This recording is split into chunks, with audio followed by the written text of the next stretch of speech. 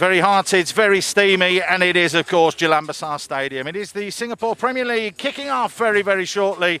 And the big question is can the Lions City Sailors make an inroad into the 6-point gap that they trail Albirex at the top of the table? But it's Tampines Rovers that come knocking, wounded from the ASIAN Champions League and looking to put a bit of pride back for the Tampines Stags. Well, so far, Albirex Niigata defeated Hougang by 4-1. That means that they now have 6 points lead at the top of the table. The Young Lions, they defeated Balestier Khalsa by 4-2. And Geylang International lost 4-2 to Tanjong Pagar. So goals galore. And the question is will we get goals galore today? That means that the league table looks like this. Tampines are desperate, even though they have a couple of games in hand on the teams above them. They know that 3 points are a must, but it's Lion City Sailors, and they have spent money, haven't they? 2 games in hand on Albirex Niigata, but trail by 6 points.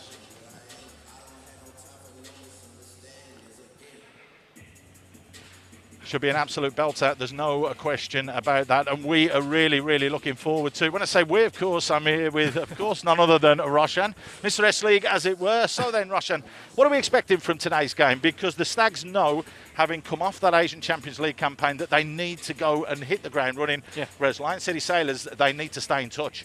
Yeah, they do, and I think the pressure's on both these sides, especially with the Lion City Sailors, because of just of how much they've spent in their squad, and that's something that's going to keep coming up over and over again if they don't go on and win it. And players have spoken about that as well, how the expectations have risen, and they're ready to deliver. It's all about playing for big clubs, and when you're challenging for titles as they are, as these two sides are, players will be used to that. You've just got to deal with the situation of a title race, and Albirex, with their big win on the Friday night, have certainly piled on the pressure on both these sides. So it's going to be a big game between these two. I'm really looking forward to it. Well, the big question is what changes has Coach Kim made for this Lion City Sailors side? We do know that Harris has come into the starting lineup, and he's going to be deployed as a centre-back.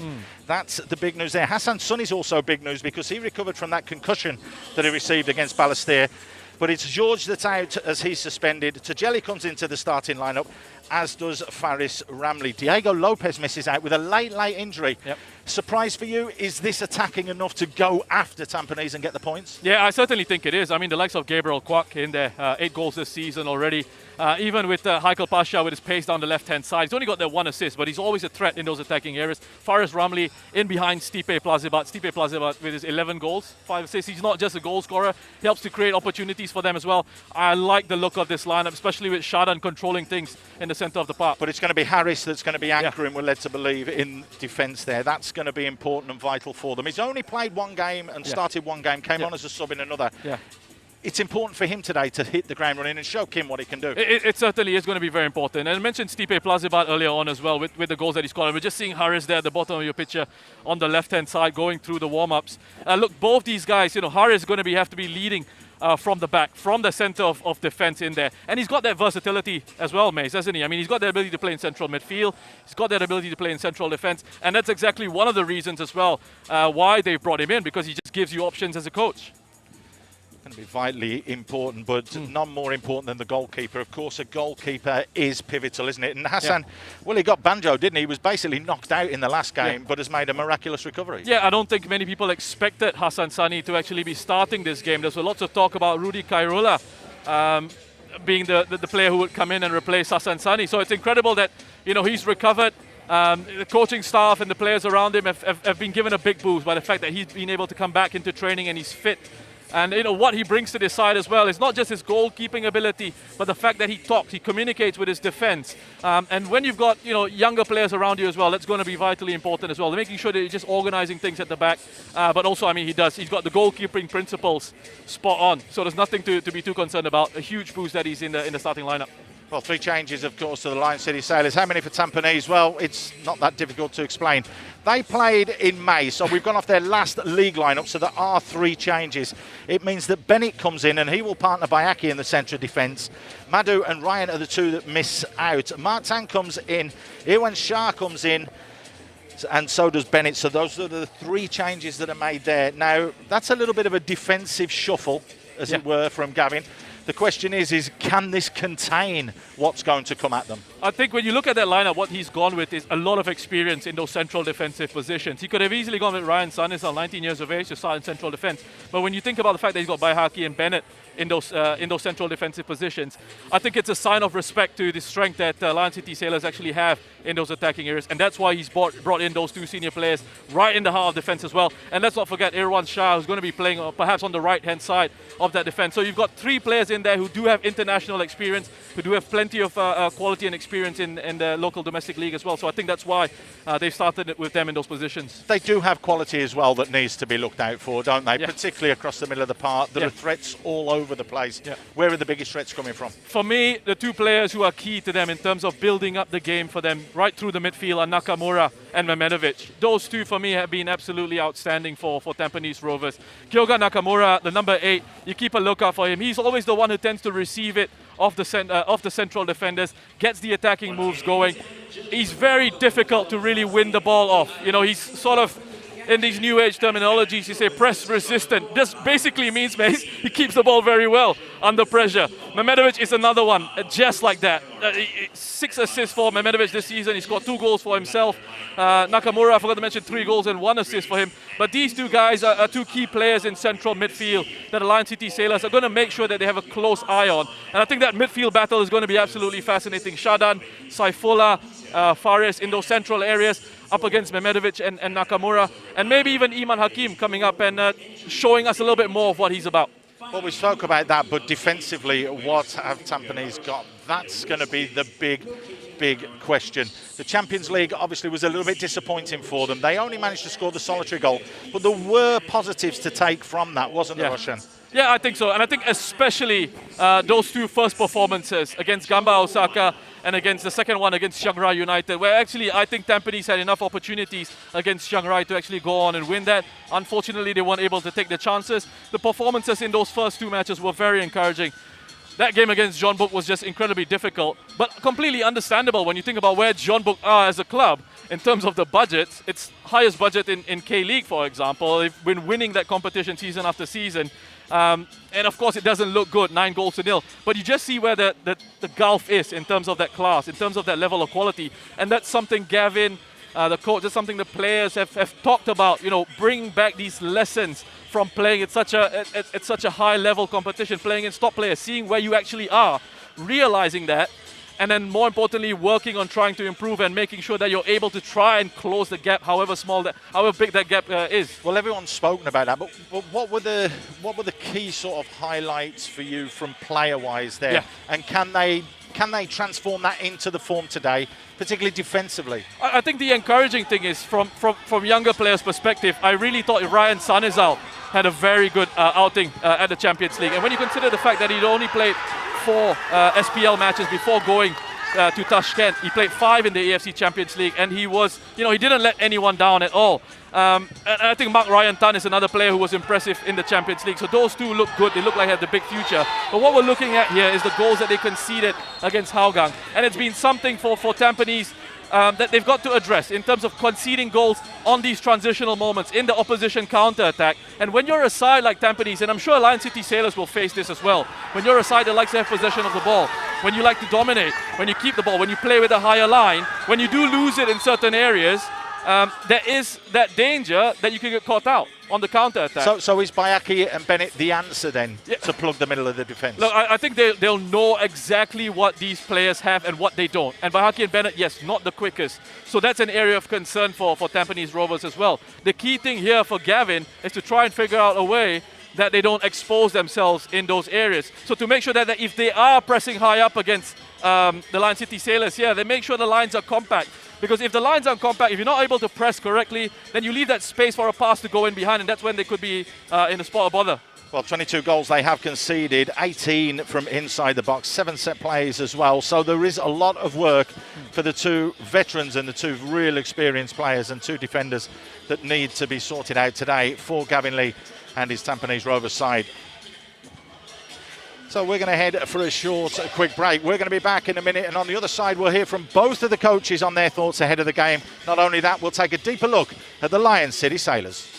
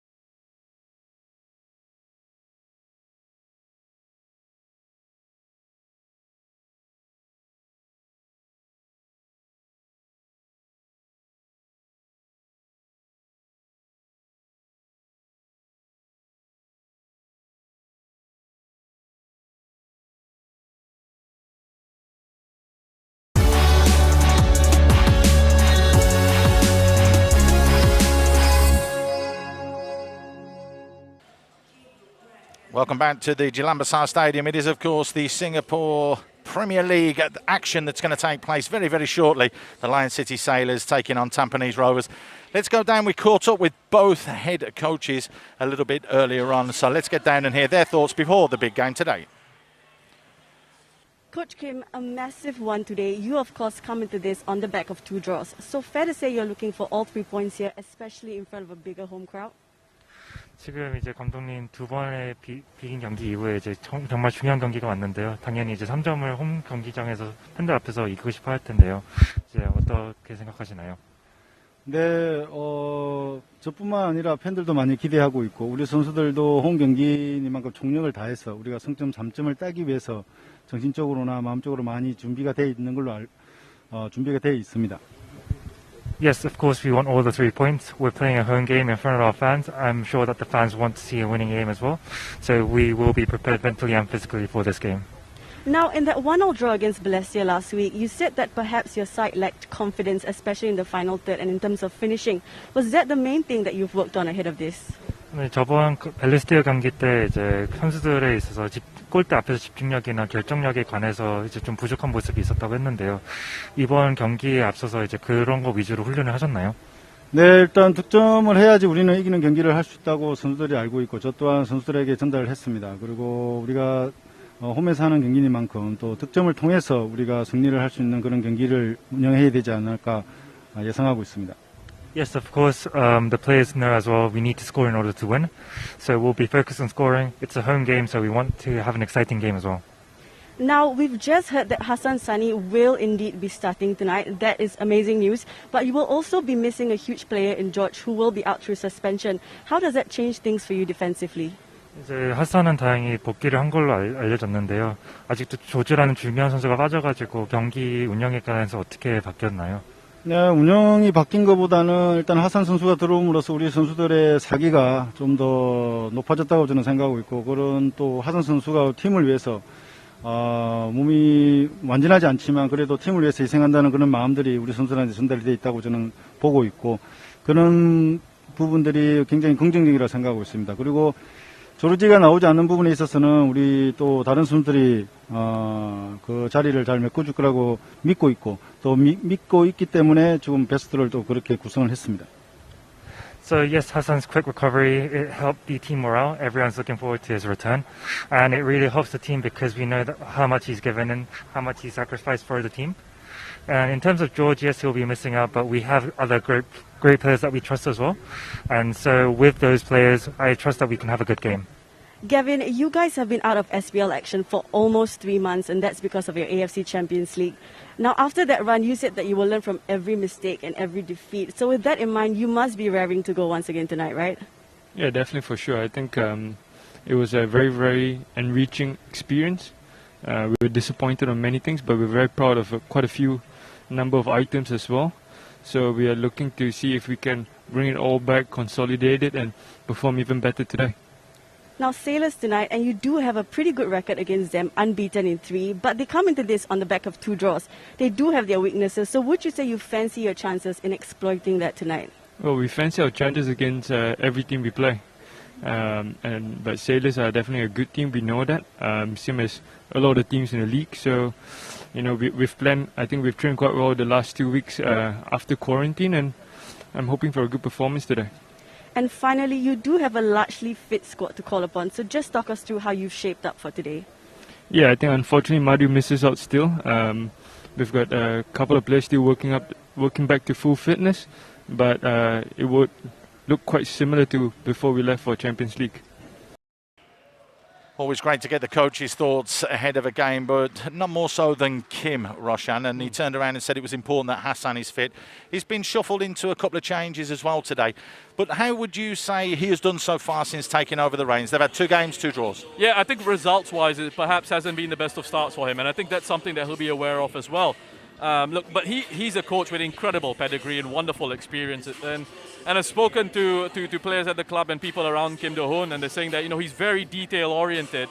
He wants to change a few things as well, and that's going to take time. Let's remember the Lion City Sailors, and I know it sounds like I'm creating excuses for them here, but they've had 3 coaches essentially this season. Aurelio Vidmar, there was Robin Chitraka who came in as well for about 3 games, and then Kim Do-hoon has come in now, and he's got his own ideas and how he wants them to play as well. So it is going to take a little bit of time. It's a tricky situation because the expectations and the pressure is always going to be on the Lion City Sailors. He has to get his ideas across at the same time as they're winning games.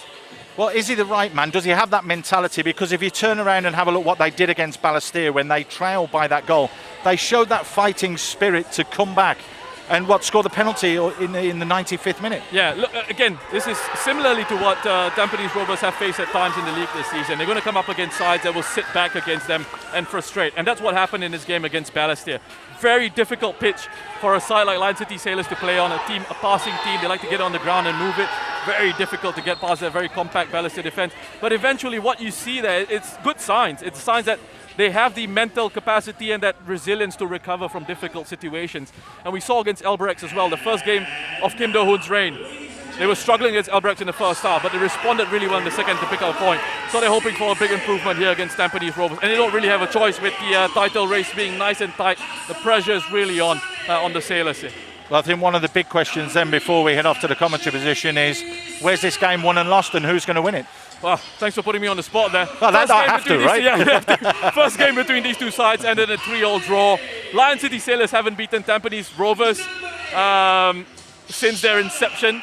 It's a tough one. I'm very tempted to go for a high-scoring draw, but I think I'm going to lean in the way of the Lion City Sailors picking up a win, because if I know I go with a draw, you're going to give me a bit more grief for.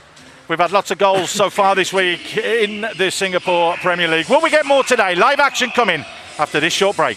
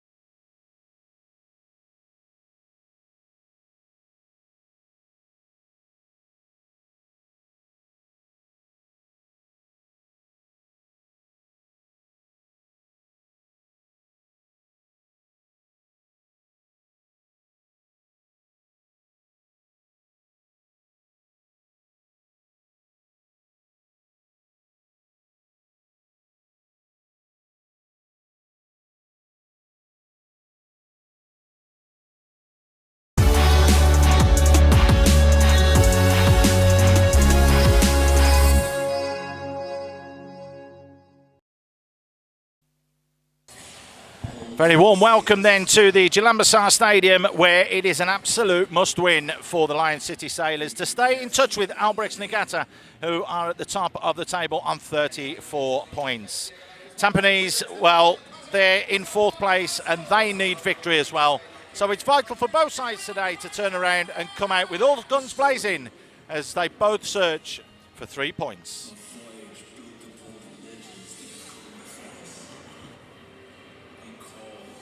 So it should be an absolute cracker, should be a belter, there's no question about that. It was 3-3 when these two sides met on the 13th of March, all the way, some 5-6 months ago. Will we have another goal fest today? Beautiful setting, but it is extremely hot. There's no question or doubts about that. Joining me in the commentary position is Roshan. Roshan, what are we expecting today? We're expecting a nice open game of football, lots of goals. What can we look forward to? Yeah, I think so. I think we'll expect an open game of football here. Both sides with plenty of quality in those attacking positions. Wonderful technical ability right through the center of the park, especially when you think about the players that Tampines Rovers have here with Kyoga Nakamura in there. We've touched on him and Medovic being two of the key players for Tampines Rovers in central midfield in terms of how they like to build out from the back, in terms of making sure that they're able to control the tempo of the game for the Stags. And then you've got Armin Bosniak down the left-hand side, who's always going to be an outlet for the Rovers out on that left-hand side. They tend to try and feed the ball into him whenever they can. Mark Tan on the right-hand side there will give them width on that right-hand side of the pitch. But when you look at Lion City Sailors, Shadan Sulaiman, a wonderful technician in the center of the park, he's able to just bring up passes for the Lion City Sailors as well. With Saifullah, who's a young player that I've really enjoyed watching. Saifullah Akbar works incredibly hard on and off the ball. He's got good technical quality. And then when you think about that forward line, Stipe Plazibat, Faris Ramli, Gabriel Kwak, just oozing quality here. Both these 11s look absolutely fantastic. And I tell you what, Maze, this is a game that lots of fans of the SPL have been really looking forward to. Been flooded with messages on social media from both these sets of fans. Both want to defeat each other, not just win the match, but they want to smash a few goals past the other. Well, you hopefully we'll get a few goals. The fans, which is obviously vitally important, isn't it? They are here today, and it's nice to see, you know, with the restrictions easing here in Singapore, that we've got the fans coming back into the ground. It's not the same without you here. It's important, wherever you are watching this in the world, go and support your local leagues. Get down, come out and support your teams, because that is what football is all about. Well, both sides get ready to enter into the field of play. The anthem is on. The teams are walking out. We're only moments away from kickoff in what promises to be a thoroughly entertaining game of football. Can Big Bad Boris continue scoring goals, or will it be Plazibat that takes the mantle today? A lot been mentioned as well about Tampines and their defence with Bennett and Bayaki, the old guard as they are known. Or will the quality that the Sailors have, that Roshan was just mentioning, be the thing that shines through? They've got their experience as well. There's Shadan, of course, a veteran, former Tampines players for many, many years as well. But there is Bennett, the most capped Singaporean of all time. He will lead this Tampines side in their black strip today. Hassan in charge of Lion City Sailors, overcoming that concussion that he received against Balestier, which of course is going to be vitally important today that they've got him as the custodian. So the formalities almost done here. Both sides have given their fist pumps. The referee, Fahad Mohammed, today, he is taking charge of the game. Be interesting to see the new crop, the younger officials that have broken through over the past couple of seasons and how they manage and control the games. So very much looking forward to seeing his role in today's proceedings, because of course the officials do play a part, but never forget one thing: if we don't have the officials, we don't have a game of football. Yeah. It's not just opportunities for younger players in the SPL these days, is it? It's opportunity for younger officials as well. Absolutely. And as the game grows and the game evolves here in Singapore, it's always great to see that these youngsters are given the opportunities. Well, the toss is going, and it looks like as though it's gone the way of Dan Bennett as we bring you the team lineups. 3 changes then for the Lion City Sailors. Hanis Harun comes in to the starting lineup. Jorge is out because he has a suspension looming over him. Nakruddin is missing, as is Diego Lopez with a late injury, which means Faris Ramli comes into the starting lineup, as does Tajeli. 2 changes in that back 4. Faris going to drop in the hole behind Plazibat. Is that good enough to go after this Tampines side, Roshan? I think there's plenty of pace in that forward line, and especially with Stipe and the role that he plays. You know, it's not just goals that he's scoring this season. We know he's got 11 of those, but he's also picked up 5 assists for himself as well. And that's because he links up with those runners in behind him, like of Gabriel, like of Faris in those attacking positions as well. 3 changes then for Tampines. It's Yasir, Ryan and Madhu that go out. Ewan Shah will come into a fullback role. Mark Tan and, of course, the veteran Bennett, mostly down the right-hand side. A bit of a tweak there then, but they haven't played since the 8th of May. Is that going to play on them, even though they've had the Champions League campaign, Roshan? Can they hit the ground running and spoil the Lion City Sailors party? Yeah, you'd hope so. You'd hope that at least Gavin will be hoping there's this freshness amongst the squad, and of course there's always that issue of rhythm or a lack of it, a lack of momentum as well. But they've had some training time. I believe they've had a friendly game against Geylang recently as well, just to get some minutes into the legs. But look, nothing replaces competitive action, and there's always been an issue with the fact that they've spoken about the fact that they've picked up lessons from that Champions League competition. It was a tough couple of weeks in Uzbekistan, in Tashkent. Let's see what they've got here. The thing that they have got going for them over the Lion City Sailors is that Kim Do-hoon is new in charge. So Tampines actually have that stability of Gavin having been there since 2019. His players will know exactly what's required of them, know exactly what he wants. Whereas for the Lion City Sailors, they're still kind of adjusting to what Kim Do-hoon wants, Kim Do-hoon expects out of them. And recently as well, a couple of the players were interviewed on the Lion City Sailors website. Likes of Faris, Ramli and Saifullah were talking about how Kim Do-hoon wants them to be adaptable in terms of their formations, in terms of their tactics in game, and not just game by game. So that's again something that his players are going to have to adjust. Let's see who daps the quickest today. Will it be the Lion City Sailors or will it be Tampines Rovers? The Lion City Sailors in the white strip will be kicking from left to right, but Tampines, well, they're here to spoil the party. There is no question about that. Whistle to the mouth can mean only one thing. Let's football and let's get underway. And straight away the ball dinked over the top, looking for the run there. That gets closed down. Faris Ramli does ever so well to retain and keep that in play. The ball hasn't gone out. There's a real opportunity here. Bennett just flicks it away though. Here's Mark Tan. Just dropping the shoulder, doing ever so well, but he's overcooked that one, and that's a cool, solid challenge on that occasion from Amiral. And oh, Shazwan has to come out and clear it with his head. Already we're 30 seconds in, and this game is telling us we're going to have goals. Yeah, listen, the last time out, the first game between these two sides, 6 minutes of the match, we already had 2 goals. Well, Song Yi-yong and Gabriel Kwak, if I remember correctly. Getting Sailors off to a very good start. Chance here at the other end now, but well defended. Of course, Harris, the man brought back to Singapore to play his trade here with the Lion City Sailors in the right place at the right time. So the first corner of the game, what quality can be produced? And you know, with the experience of Bayaki and also Bennett, there is height in there. Hedmovic delivers, headed straight up in the air from Plazabat. Just knocked away easily by Gabriel Kwak, and now a little bit of pace and a little tug back there. He's going to see a little ticking off, I think, for Iman Hakim. Yes. Great start to this game so far. You can see exactly what both these sides are going to be bringing to it. Both teams that like to have the ball, very comfortable in possession, with that ability to move it quickly through the lines as well. So Jelly drives it up the line, not cleared properly, but well, Amiral makes amends and manages to retain possession. And Nakamura just gets caught from behind as well. One of the ever-presence of starting matches is Nakamura, along with Shazwan and Madhu. Madhu misses his first game today, so it'll just be the two of them that's played every game. He's just taken a knee into the back of his leg, there into his hamstring. Yeah, it can hurt when you're not expecting it, just to get that little challenge from the blind side. Especially if you've not really warmed up enough, muscles a little bit cold, perhaps getting a knock. Once he starts getting a bit of movement in there, should be able to run it off. Possession kept there from Shadan, as you might expect. One of the veterans in this Lion City side, vastly experienced.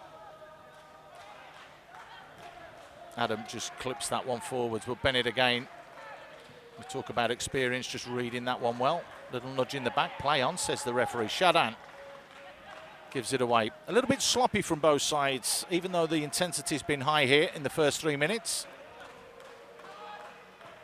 Well, what we just saw there as well, and keep an eye out on this, is Saifullah, as I mentioned, coming into this game, player who works incredibly hard on and off the ball. He's always a willing runner from midfield, looking to make those late runs from deep into attacking areas. There he was just early on, providing an option for Noor Adam to play a ball in behind.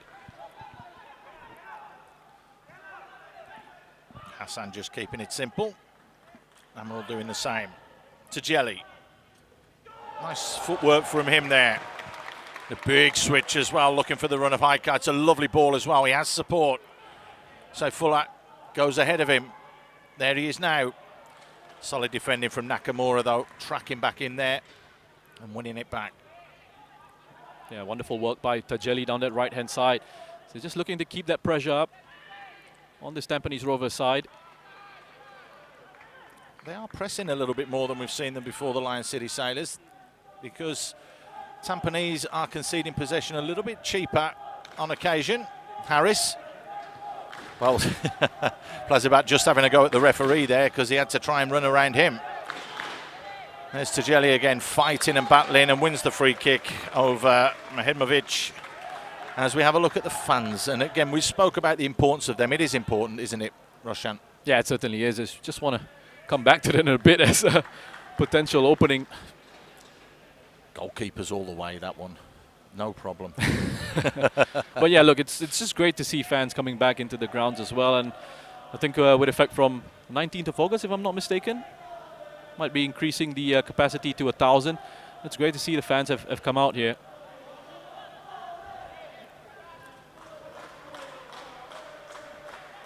There's Bennett. Keeps it simple. Iman just helps it on. Nakamura, no look pass. Nice twist and turn there. Mehedmovic switches play, but closed down quickly. Good defending from Adam.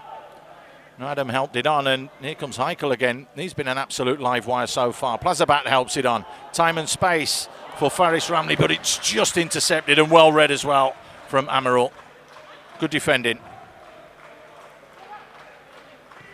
That's well defended. Lion City Sailors getting off to a really good start here. Nice tempo to their attacking play. Just at the moment, still very early on, of course, just struggling to get that final pass. How big is today's game, Roshan, for them because of what Albirex did a couple of days ago? Listen, it's huge. It means a lot, not just to Lion City Sailors. I'll come back to it. Just overcooked, but that's going to stay in play. Bit of space for Mark Tan. Keeps it simple. Even Sharp in an advanced position. He'll swing this in with his left. Don't worry about that, but easy pickings for Tajeli. Iman, well, conceded possession when he had a lot more time there than he realised. Here's Shadan. Saifullah. Well, you could see what he was trying there. Faris said he wanted it at his feet, but it was just a little bit too far, but nice try. Yeah, just a bit of a miscommunication there between Faris and Saifullah. But just to go back to the point I was making earlier, or maybe I have to come back to that again. It's just going end to end. Well, it could be here because Mehedmovic is in behind.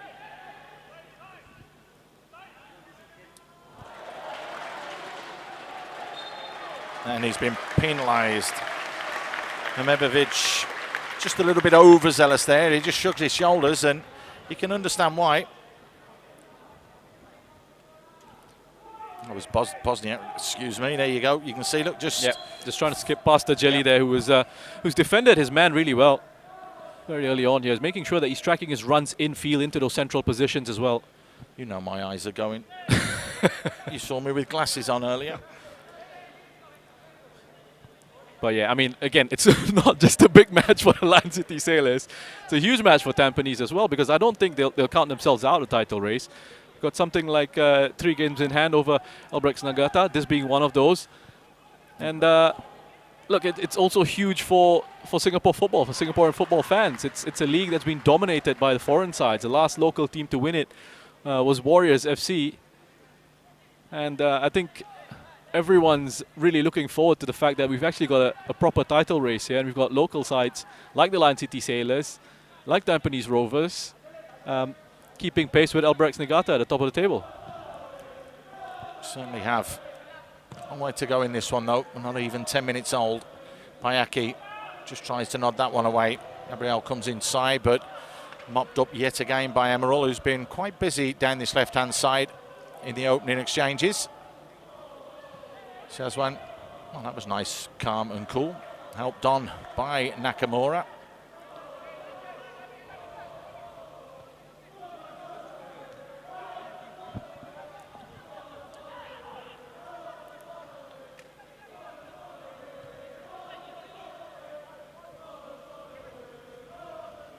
Here is Amaral. Little clip from behind there. Bosniak goes to ground and Tajeli just says, "What, me?" And yes, says the referee. Mohammed blew the whistle straight away. And again, Tajeli just making sure he was nice and tight on Bosniak there, following him into those midfield areas if need be. That's okay, it's a foul in an area that isn't really going to trouble the Lion City Sailors. Bennett steps in and just flicks it forwards. Kapitovic helps it on. Bosniak. And he is again. Now you could see what he was trying to do, but that was well read. No foul though, a little nudge in the back. Much to the dismay of Tajeli. Yeah, that's all right. I think, you know, referee just, we've seen it a couple of times already in the opening stages of this game. Referee just letting a couple of things go. Just trying to let the flow of the game develop here.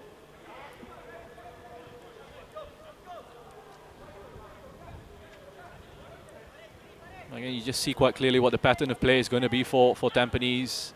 Yes, they can be patient in possession, but they're always going to try and work the ball out to Bosniak down this left-hand side. Tajeli has got his eye on him. He's always making sure that he's got his focus. Yes, he's looking at the ball. Yes, he needs to tuck in. He's going to be tucking in, but just trying to open himself up so he can see. There you go. As it comes across to this side of the pitch, just making sure he just closes down onto Bosniak, anticipating a pass. Looking to work the ball yet again. Boris just laying it off and being that target man that we've seen all season. 12 goals so far in this campaign. Now Faris not happy that that was given against him, and it's already been taken quickly. Nice ball threaded forwards though.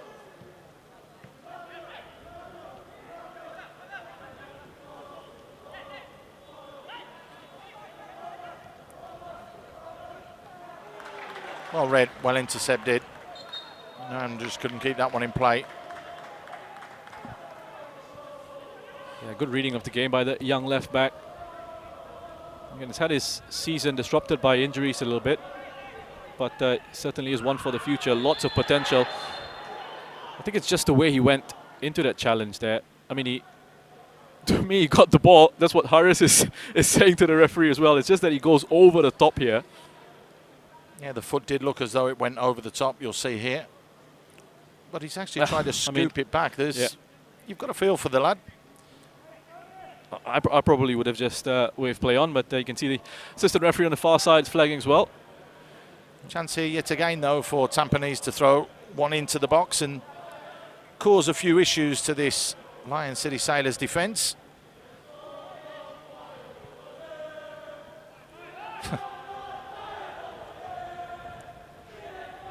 Big guns are forwards from the back, so Bennett there, Bayaki there. What kind of quality ball will be thrown in? That's the big question. Well, it's drilled in near post, he's gone for goal, and he's not a million miles away, you know, Mehmedovic. Well, the way he reacted, it looked like he actually meant to do that. Aim towards the near post there. It's an interesting bit of setup because he actually had Kapitovic just pushing himself into an offside position.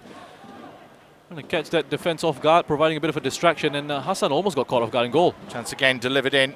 Well, the header, it's just skimmed off the head this time of Bosniak. It's going to go out for a throw-in. No, he did. He went for that near post. I think he was trying to size up Hassan and say, look, I'm going to go for that far post or hang it up there, and then nearly caught him out. It was a good save in the end. He had to scramble across pretty quickly there, Hassan.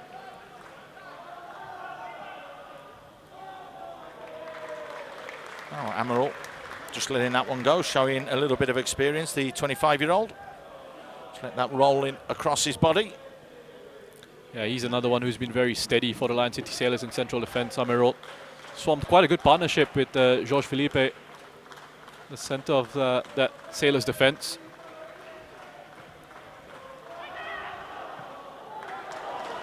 Good play from Shalan. Now a chance to attack again. Tajeli almost lost possession. Lovely footwork and a great piece of skill from Gabriel Quack. Slightly overcooked though by Aki. Not happy with Gabriel, saying, "What did you leave your foot in for?" A little shake of the head. Yeah, teammates at international level. No friendships here. Oh, well, when you cross those white lines, that goes out the window. Oh, you always want to beat your mate, that's for sure. Wonderful work by Gabriel Kwak there early on as well, just to beat Amirul. Taken short. Can he deliver? Yes, he can. It's deep. They're looking for a penalty. Nothing there. Is that Shadan? Pulls the trigger. Pushed away. Not far enough. The flag's gone up, though. It wouldn't have counted. Heikel just pulls his shot wide. Well worked there from Lion City Sailors. Shadan left all alone at the far post. And then Heikel had snuck in, but was in an offside position. It's wonderful work by Shadan here. It is Haikal in an offside position, but Haris and Stipe were actually onside there if it had fallen to them. But a good technique by Shadan that he shows is just to set himself up with his chest straight down. And Shazwan does enough just to punch it away, or palm it away, I should say. That's good defending there from Amirul. Just allowing Boris to have the touch first. Boris Kubidovic. Then just nipping in front of him and picking his pocket, which means possession is with the Lion City Sailors, and it's with Faris Ramley now. Faris, a little check back from him, has Gabriel, looks up to the far post, Heikel pulls it back, it's gone across the face of goal by Aki, just hacks it clear. Yeah, again, good work down this right-hand side. On this occasion, it's Faris Ramley who gets played in behind. I just needed a softer touch there from Haikal, just to lift it back into the 6-yard box where Stipe was waiting to pounce.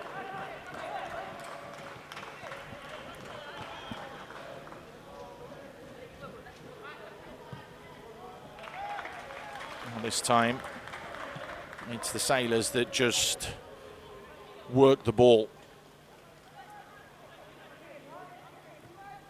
Harris just flicks it out wide.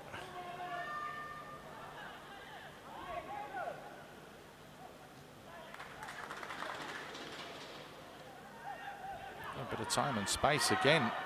Been very industrious so far this first half as Heikel.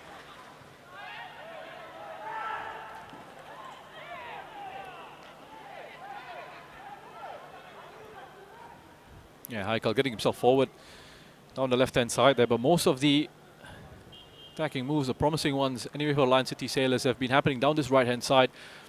Some pretty decent rotations between Gabriel and Faris Ramley down the right. Just taking turns to have a go at Amirul.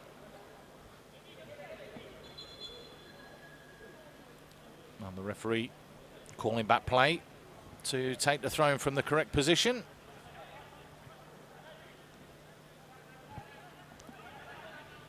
You are right, it will increase to 1,000 fans from the 19th. Has been confirmed a little bit earlier today. Good to see more fans back in the stadium as well. No free kick awarded there.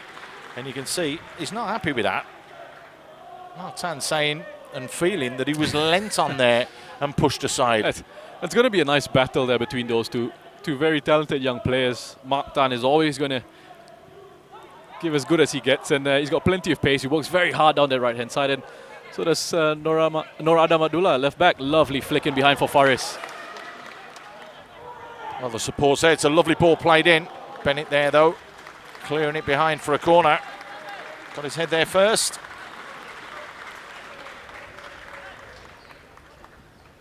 Finding a nice bit of space here. The way Gabriel just come out to hug the touchline here, just to provide Lion City Sailors with that width. And he draws the defender on towards him as well.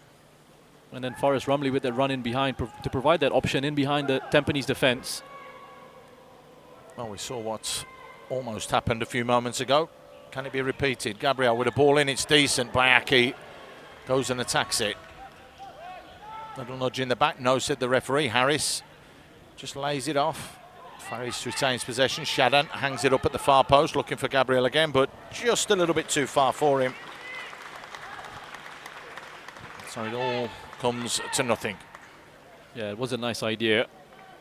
Just a bit too much weight on the pass there, on that diagonal ball into Gabriel. Had a bit of space to work with if they could find him. Tampines again just look to pass it out from the back. Shot goal kick.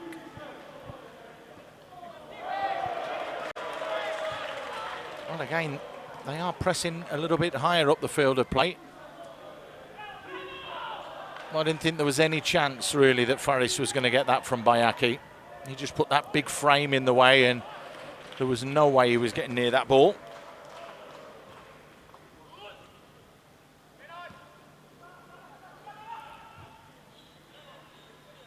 Not clearing their lines, though. Showdown just helps it on. Plazavat gets a second bite of the cherry, but the ball did hit the referee, which means, of course, a drop ball nowadays.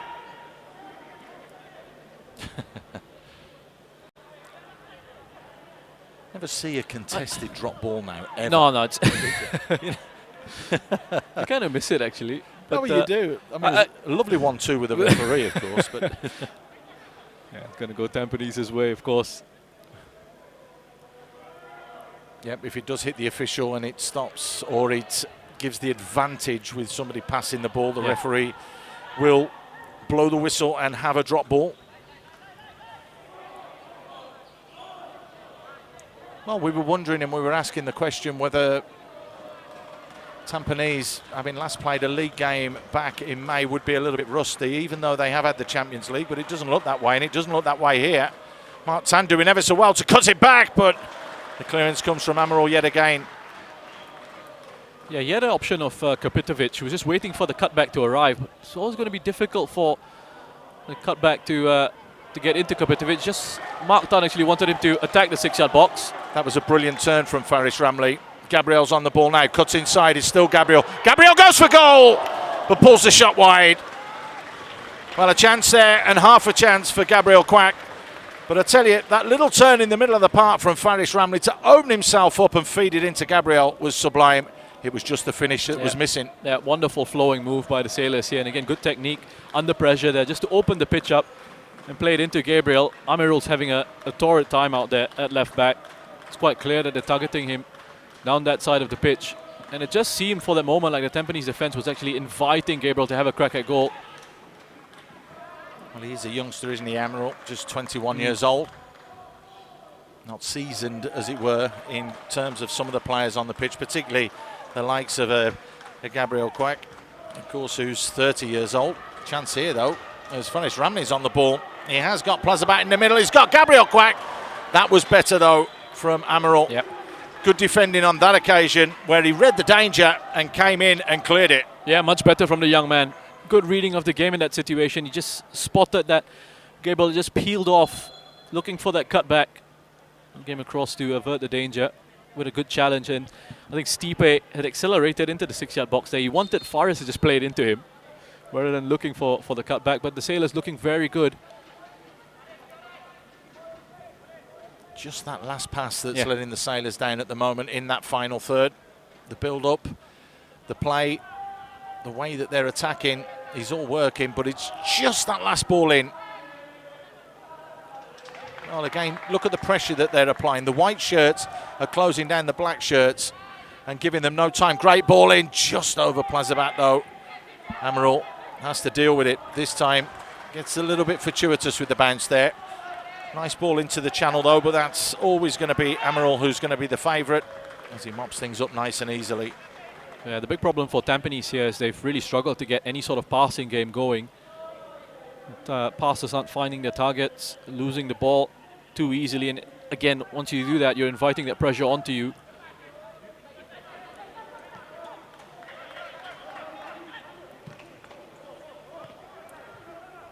Tajeli, decent ball fired in as well. Heikel coming in round the back, just tucked away from Iwan Shah.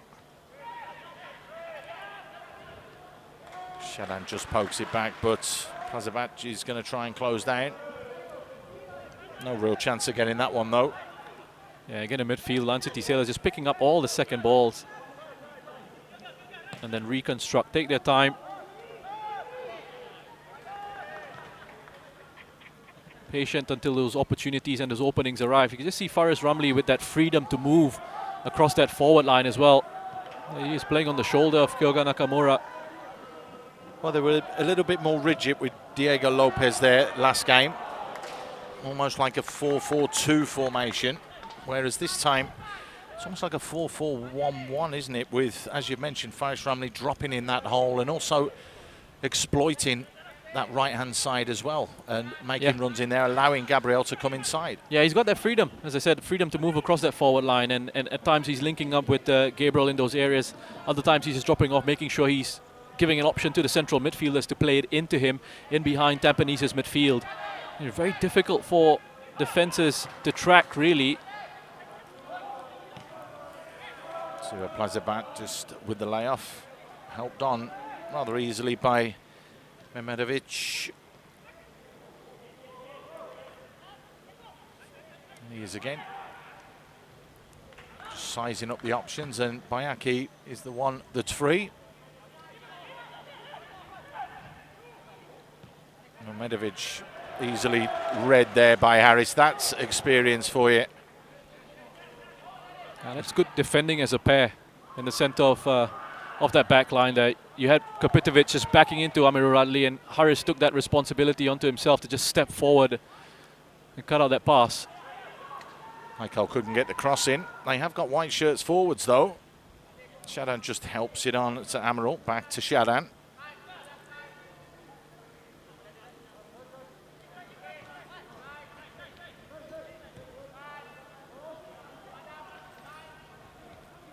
Patience order of the day at the moment. No, Adam cutting inside, has options, Quack's one of them, but good defending yet again by Aki. Those two having a little bit of a ding-dong, shall we say, as you said, the national teammates. Yeah, it's look, I mean, it's great for us, the neutral. We're watching, we're enjoying these little battles across the park. You don't mind if it gets a little bit physical at times as well. Don't really want to see players hugging each other when they're supposed to be trying to do you? Being all friendly on the pitch. Afterwards, it's okay.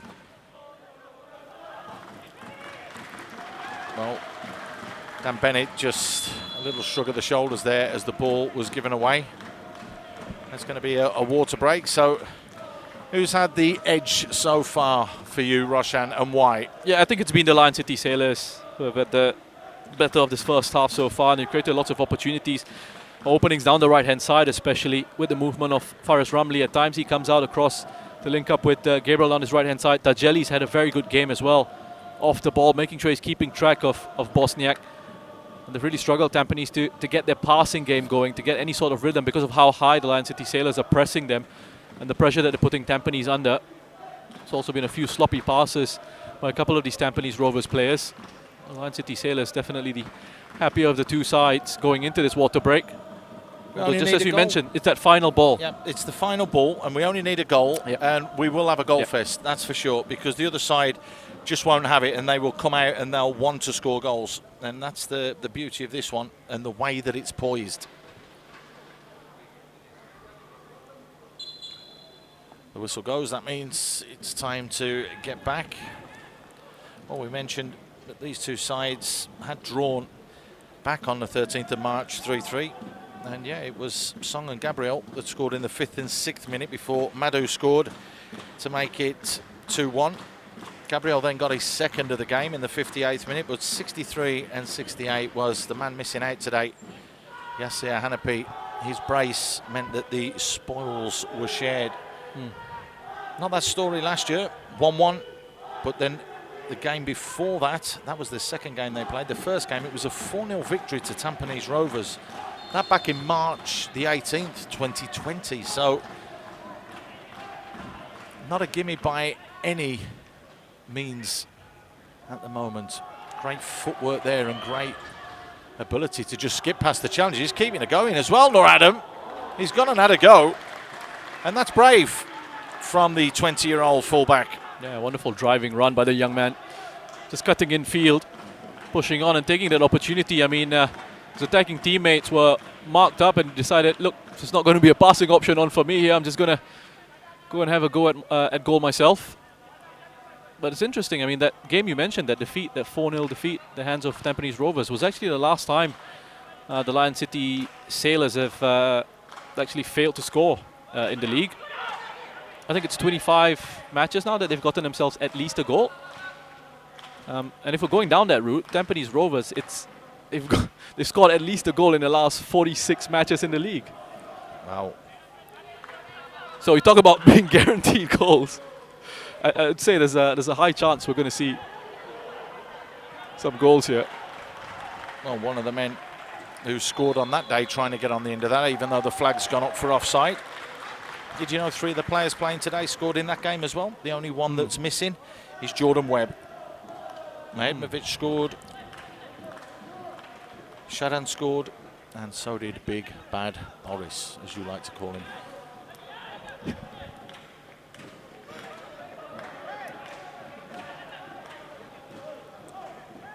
Still 0-0. We've just had the water break. We're coming up to the half-hour mark. The Lion City Sailors having the lion's share, I think it's fair to say.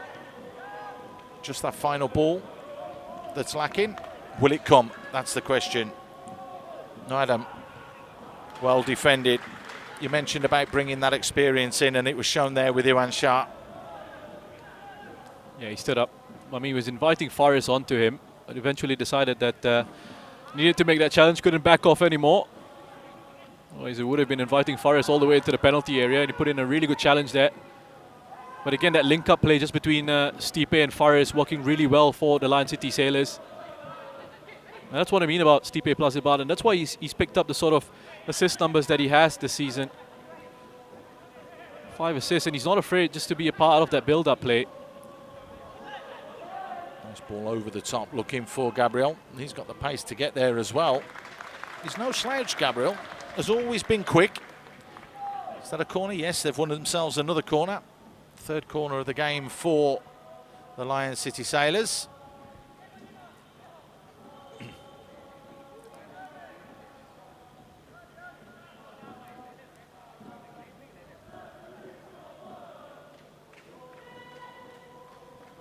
Well, just look like they're keeping the near post free to go and attack.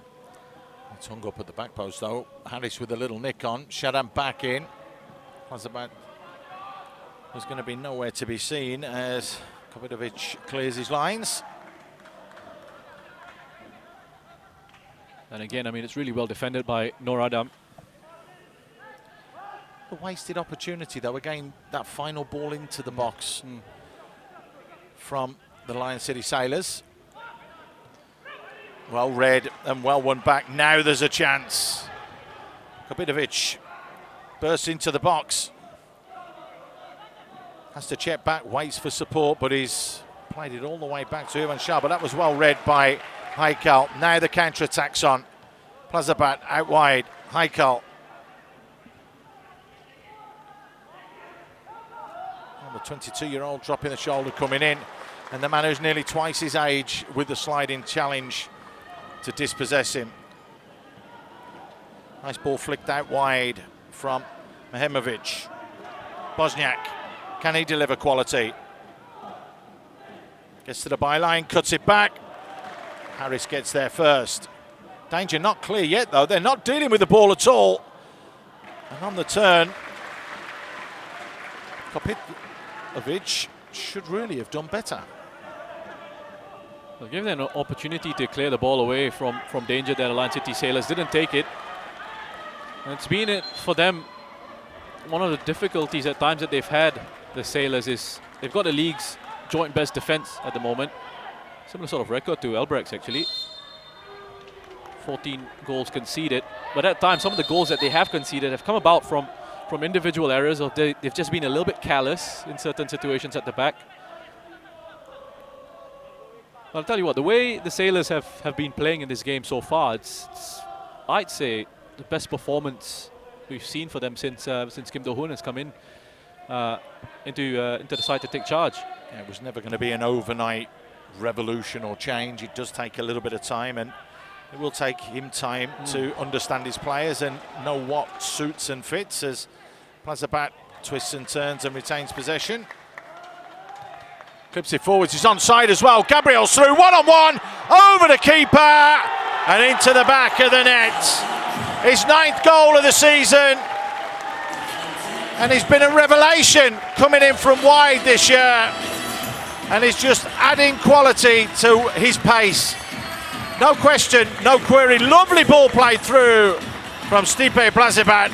But it's Gabriel Quake that makes absolutely no mistake and puts the Lion City Sailors 1-0 up. It was coming. The warning signs were there. And what did I tell you about Stipe Plazibat? Dropping into midfield here, gets his head up, gets time on the ball. Picks out a beautifully weighted pass into the run of Gabriel Quack, keeps his composure and just lifts it over Shazwan. Wonderful run from outside in. Question marks about that defensive line perhaps. I think it's Bennett who's playing him onside. And just lifting it over the goalkeeper, Gabriel, to get his 9th goal of the season. And he gets a high five from his manager as well. It was well worked though. And again, the difference there, Plazabat dropping into that midfield role, allowing Gabriel to make that run. Yep. And it worked to perfection. That's what he brings, that's what he brings. His style of play, it reminds me a little bit of, and forgive me my indulgence a little bit with this, is a bit Firmino-ish. Well, we could have another one here. Felix Ramley bearing down on goal. Farry squares it. Plazabat makes no mistake. So we've had someone who's got their 9th of the season. How about a dozen for Plazabat? No mistake from 10 yards out. 2 goals in a minute means that the Lion City Sailors stamp their authority on this game. Wow. Incredible counter-attack by the Lion City Sailors here. Look at how quickly they get forward. And again, it's Faris Ramley causing all sorts of issues. This time, Stipe Plazibat is on hand with a simple finish in the end. But they worked so hard to get themselves into this position. And that's where they deserve that credit. Absolutely destroying the Tampines Rovers on that quick counter-attack. Well, who needs Diego Lopez when you can score 2 goals in a minute like that? They have been in control of this one. There's no doubts as we approach the half-time interval. But it's definitely Tampines that are shaken. And it's shown from that kickoff as they kick it straight into touch. They need to regroup themselves very, very quickly. Yep, said there would be goals. Thankfully, we've already got 2 of them, so I'm off the hook. Me too. And look, it's got similarities as well, as we just see Bosniak unhappy with Jelly. He's complaining of persistent fouling. But this is a position that Tampines have been in before. The first meeting between these 2 sides, let's remember again, Lion City Sailors went off to a great start. Scored 2 very quick goals early on, 2-0. Madhu Mohana pulled 1 back. And then eventually it ended 3-all. So let's see what kind of response the Stags can muster up here. Always remember, it's a marathon, not a sprint. There is still 45 minutes in the second half to come. There's still 8 plus a minute or 2 of stoppage time, so this is far from over, but they need to regroup themselves and get that composure sooner. Chance here for Bosniak to try and twist and turn to get a cross in. Challenge comes in, it's just hooked up the line, but it did take a deflection. Throw in Tampines, time and space for Amaral, delivers its quality, but it's going to be straight into the hands of big Hassan Sunny, who picks that one out the sky and says thank you very much. Yeah, simple enough claim for Hassan Sunny there. Goalkeeper of his quality. Never really going to be troubled by that. He hasn't had a save to make. Yeah, just that one, the free kick that was bent in at that near post. Oh yes, that's one from Mamedovic. Yeah, Mamedovic was the one that did that. That's all he's really had to do. Mind you, in saying that, Shazwan hasn't really had that much to do either, have they? But we've got 2 goals. That's the most important thing. It's going to open everything up nicely.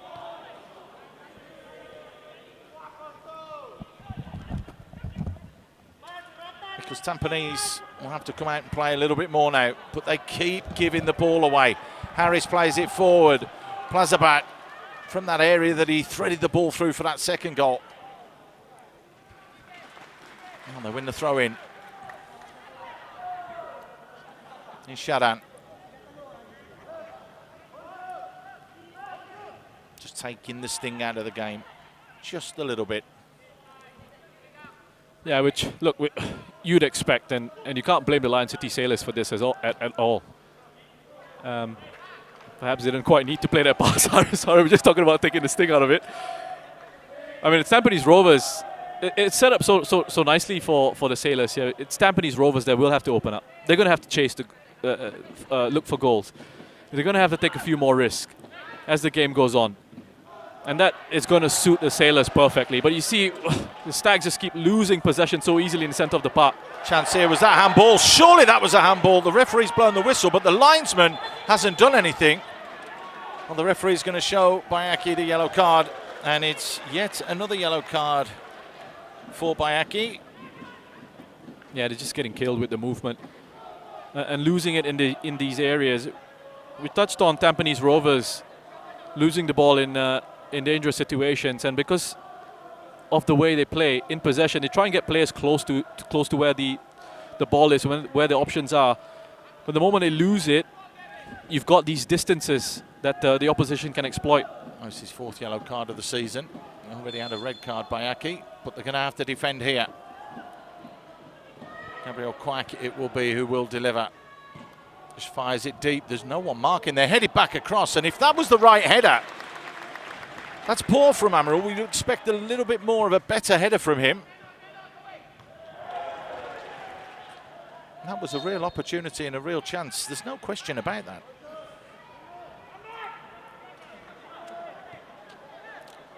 There's quite a bit of space to work with at the back post, as you quite rightly mentioned. When you have that time and space, you do expect to pick out a teammate. Have a little bit of quality when it comes back in. You're under no pressure. Goal here, though, for Tampines before half-time would make it an interesting game. And they're on the attack, and a real chance here. Boris rounds the keeper. Just tried to flick it into the middle, but couldn't wrap his foot around it enough. It's gone behind for a goal kick. But Boris Kibirovic trying to make inroads. It was always going to be very difficult for him to finish from that angle. He's getting pushed wider away from goal there. And that's better from Tampines Rovers. And what we saw there as well in that situation, Kyoga Nakamura just picking up the ball in midfield. He's got that ability to take players on and try and make something happen. And I think that's something I'd like to see a little bit more from Tampines Rovers in that second half, or for the rest of this first half, and then into the second half as well. Because they haven't got their creative players in midfield on the ball enough. But is that testament to the way that the Lion City Sailors have compacted it? They're not allowed them the time on the ball. Absolutely. There's always two ways you can look at it, right, when you're analysing games. So it comes out to Bosniak here. Can he deliver? He's got to the byline almost again. That's a goal kick, and that's the correct decision. He might be complaining, he might be arguing, but that is the correct decision. Good defending there from Tajeli. Yeah, really well defended. Again, Tajeli has been very solid up against Bosniak.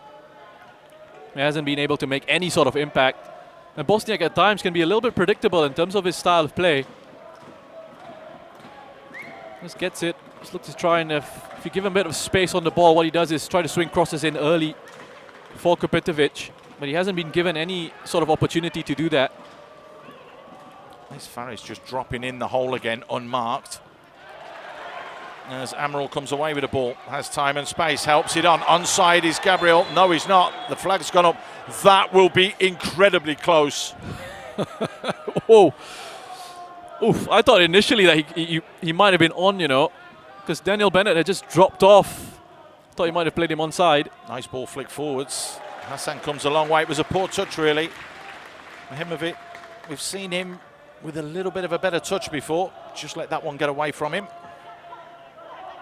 Yeah, he's not been at his best, Mehmedovic, in this first half. He's had a couple of loose touches, hasn't quite found his passing range. But yeah, again, there's two ways you can sort of look at it. You can look at it from what Lion City Sailors have been doing well, and they've been, again, that's a great example of how aggressive they've been in their pressing, how they're moving together as a team. And then from Tampines' point of view, they're not showing enough. You know, you got to expect in these games against sides like Lion City Sailors that they are going to be placing you under pressure. You need to have that quality and you need to be brave enough to play in tight spaces and to want to get on the ball and try and make things happen.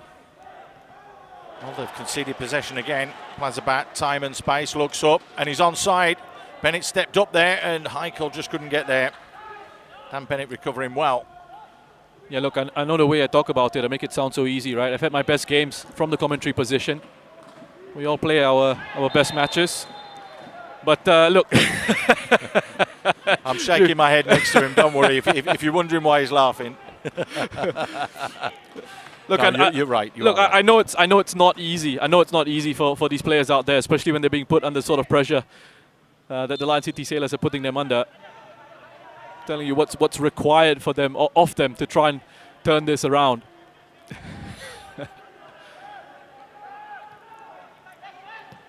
They just can't get close to them at the moment. Shadan with a beautiful little 1-2 and has 10 yards to run into. Bayaki steps up and just blocks him out.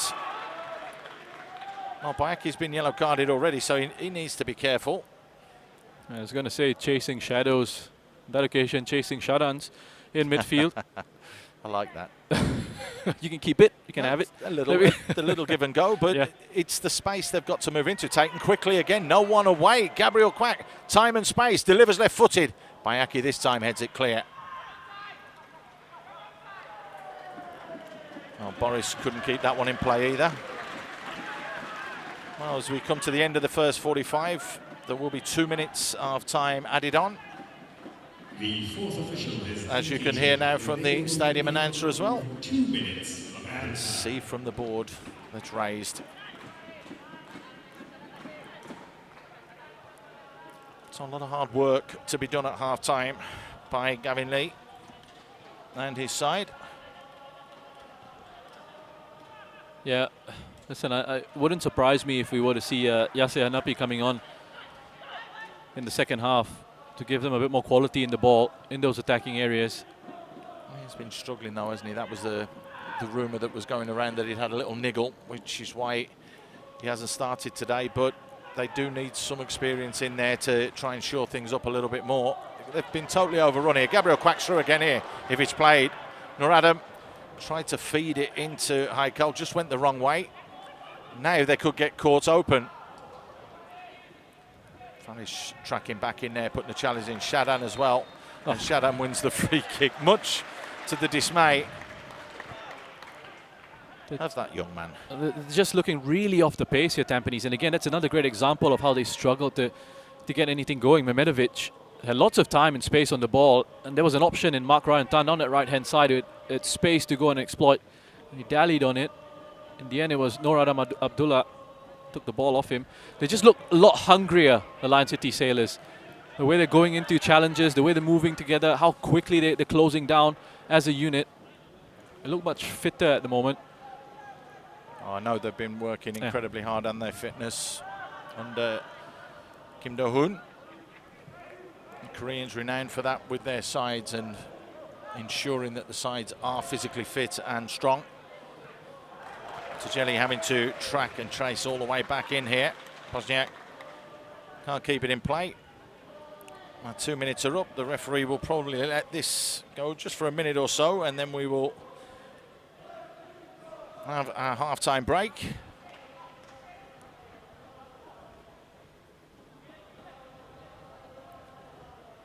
Amaral taking his time.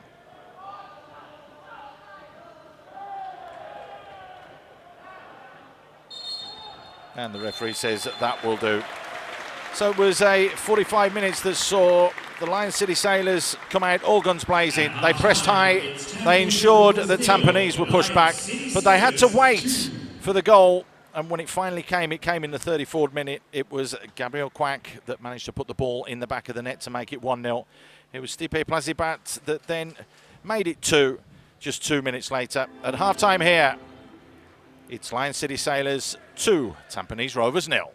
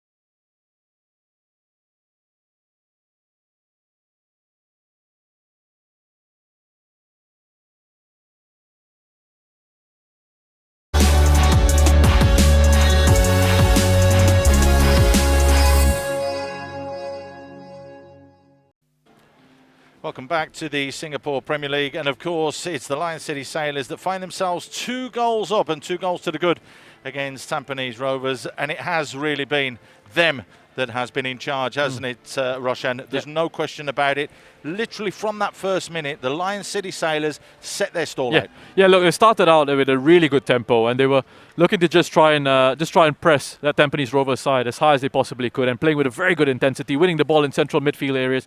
Lots of good movement in those attacking positions as well. Faris Ramli, Gabriel Kwak switching positions. Although we did have a chance early on here from the Tampines Rovers through Mehmedovic. Was just looking to catch Hassan Sani off guard at the near post there. And then Lion City Sailors started to get a rhythm. There was a chance here for Shadan Sulaiman. Punched away, palmed away by Shazwan, and Heikel was just caught in an offside position.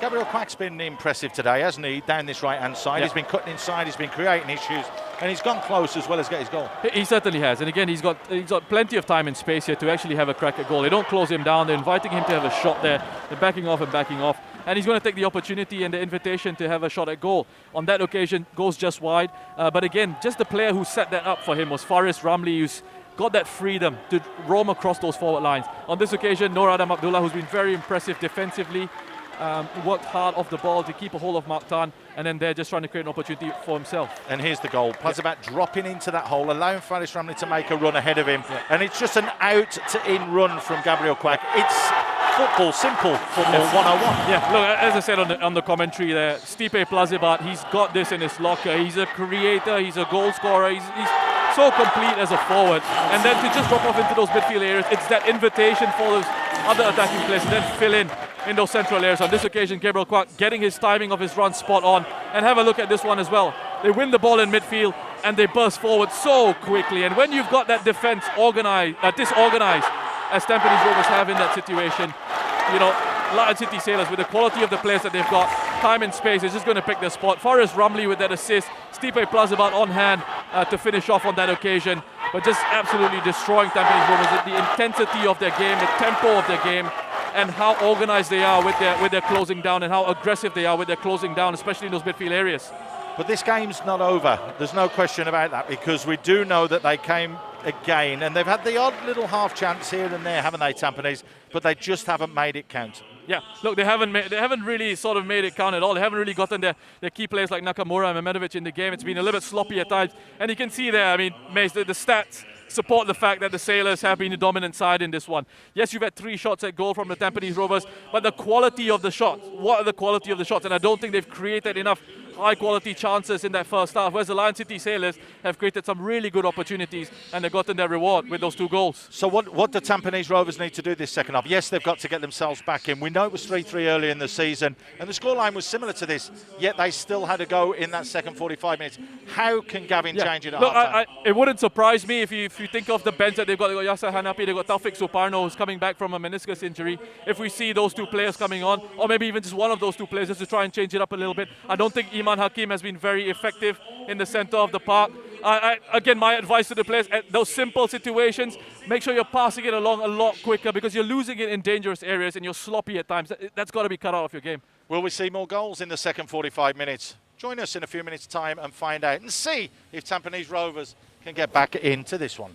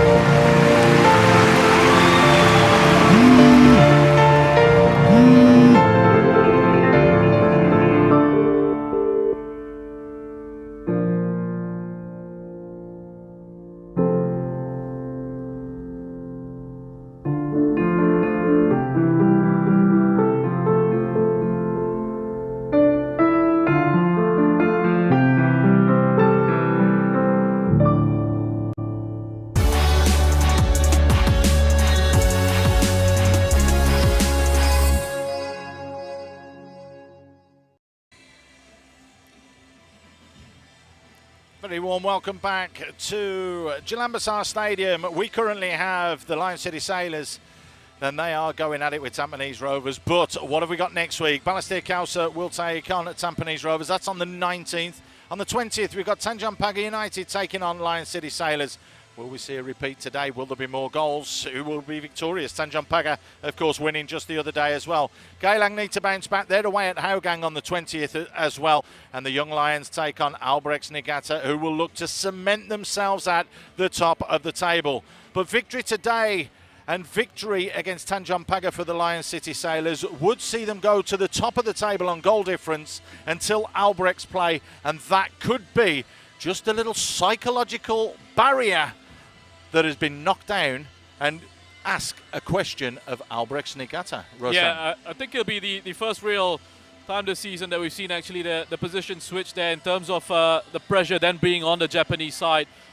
But as we have a look at the confirmation of the halftime score, as if we needed it, Gabriel Quack opening the scoring for them in the 34th minute. Plazibat adding a goal a couple of minutes. It's well deserved, isn't it? The lead that they've got here going into the halftime break. It's just been a wonderfully controlled performance by the Lion City Sailors. Wonderful aggression and intensity that they've shown in this game. But you're right to point out the fact that next week, the games that are coming up, the Sailors with that opportunity then to go top and put that pressure on the Japanese side, Albirex Niigata. They've got to do it here today, though. That's it. There's 45 minutes to go, and they need to get the job done. If they don't, well, questions will be asked, flags will be raised. So it's a big ask for them today to see this one completely over the line. Will Tampines make any changes at half-time? That's the question that we'll be wondering, and that's a question that will be answered in a few moments' time as well, I'm sure. But they do say that winning is a habit. Is losing a habit? With what happened in the Asian Champions League, has that affected Tampines today? I think it's a lack of rhythm, it's a lack of fitness, it's an issue with playing at the tempo, and it's something that we've not seen from them for a while, and we see that difference with the Lion City Sailors, the way they're snapping into those challenges, the fitness levels, they look a lot better than Tampines Rovers at the moment on that front, that organization as well, the way they're closing down together quickly. How aggressive they are in those movements, in those motions, in those moments, and how quickly they get forward then to transition and absolutely punish Tampines Rovers. We're about to see Hafiz, getting ready to come on. It's Lion City Sailors, the ones who are making the change. Yeah, it's Heikel we're hearing is going to be replaced. So first throw of the dice has been by Kim Do-hoon. Heikel out. Hafiz Noor in.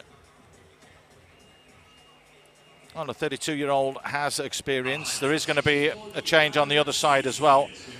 And it is going to be Yasser Hanapi that comes on. There's confirmation of Hafiz coming on and Heikel going off. And it's going to be Mark Tan that goes off for Tampines Rovers. And it is going to be Yasser that comes on. Needs that experience, even if he has been struggling with a little niggle and a little knock, he's got to throw him in to try and get this game back. Yeah, look, I thought at halftime that he'd be one of the changes that Tampines Rovers will look to make, just to add a lot more quality on the ball, more composure in possession, especially in those attacking positions. I'm a bit surprised it was Mark Tan. I thought he was looking to be very industrious down their right-hand side, although Noor Adam kept him quiet in that 45. I wasn't too impressed with the other young man in central midfield, Iman, but it's more minutes for him. It's another opportunity to shut me up and prove me wrong with an improved performance in the second half. So let's see how they sort of set up here, because they let go of an out-and-out winger in Mark Tan. So it's going to be a bit of an adjustment as well to how Tampines Rovers set themselves up here for the second half. Well, it could just be that Bosniak could go on to the right-hand side. Yasser in the hole, a little tweak in the formation. It was pretty much a 4-1-4-1, as you mentioned before the game, but this one they can tweak a little bit more now. They've got to be a little bit more direct. And that being said, we did highlight it during the first half about the final pass from Lion City Sailors wasn't good enough. They got it right on 2 occasions, and they still need to keep that going this second 45. But it is Tampines that get us underway, kicking from left to right, and straight away looking to retain possession. but they give it away. Felix Ramley, time and space, has a runner outside him as well. The little reverse pass, a lovely one as well. 20 seconds into the second 45. It's goal. Is that going to be game, set and match? And it is the youngster, Saifullah Akbar, who makes absolutely no mistake with a lovely, lovely finish. But yet again, the Stags shoot themselves in the foot. They lose it in midfield again. And once more, the Lion City Sailors who congest the space in the centre of the park. But they've absolutely destroyed Tampines Rovers on these counter-attacks, on these quick transitions. What a cool, composed finish by this young man, Saifullah Akbar, his 4th goal of the season. Made sure he could make up the ground there after winning the ball, accelerated into that space and behind that defence, and then did the most important part right by finishing. Everything that Gavin turned around and said to his Tampines players at half-time, it's just gone out the window. It really has. I mean, that's just 20 seconds. It was actually 18 on the clock when that ball hit the back of the net, and you don't expect that as a coach. So let's see the character and let's see the resolve of this Tampines side. Given away yet again. They do manage to scramble it back and keep possession. Well, we just mentioned about winning being a habit, losing being a habit as well. And when you're down, people don't let you back up. They'll kick you when they're down when it's football. And you've seen it with Lion City Sailors in that first half. They kept going, and look, they smell blood here. And it's a chance to deal a huge blow to one of their rivals as Faris steals this off Nakamura. Goal. The goal's going to be given, and he's probably going to book the goalkeeper as well. But yet again, what are Tampines doing? That is the question here. It's absolutely ridiculous defending. They give the ball away yet again. Faris Ramley onto it in a flash. And Plazibat says, well, I don't mind getting my second of the game. Sloppy play. Bennett just plays it inside. Nakamura caught standing and waiting.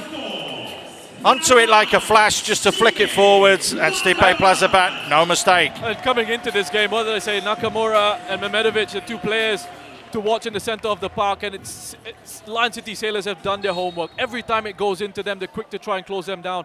Just far too casual in that situation. Hey, look, Tampines Rovers, this is starting to look like the AFC Champions League campaign all over again. That's why I said, and I wasn't being funny, winning is a habit, losing is a habit, and when you are conceding and shipping goals for fun, you have to address that. Now, whether you put 5 at the back or you drop more people in there to defend, you cannot keep conceding goals like that. Well, Plazibat's not going to mind. He's got himself a brace today. Faris Ramley has been a little bit of an inspiration, it has to be said, dropping into holes and causing issues and problems. But Tampines, as we said, they've only got themselves to blame. All 4 goals, poor defensively. Yeah, they've shot themselves in the foot. They've made errors that you don't expect them to make. It's players just switching off, making sloppy passes, whatever it is. I mean, Lion City Sailors are just happy to gobble up those errors. Well, I think we're averaging 6 goals so far this week in every game. Well, not far off, so we don't want to be greedy. No, we do. We want goals. We want to make sure that Tampines come out and really do have a bit of a go now. A little bit of pride pulling that shirt on. Because as you mentioned, Lion City Sailors smelling blood here. That's a lovely turn from Bosniak. Just helps it on. Mehmedovic out wide. And Shah's not going to get there, but he does win it back and delivers as well a decent ball in.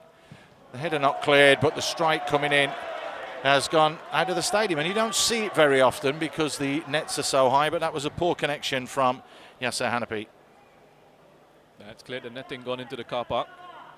There's some little kid running off down the road, I think I can see there with a ball as a souvenir. I've seen it at the Jurong East Stadium as well, a couple of times when the match balls have gone out of the ground. Another reason to stick around and watch the SPL at the venues. You might run away with the match ball. Quack. Just squares it. Yasser steps over. Well, he wanted the handball, but it wasn't going to be given. Hafiz Noor coming onto that. He was looking to bend it in. Dan Bennett had turned his back. It hit his arm from close range. No penalty, but corner.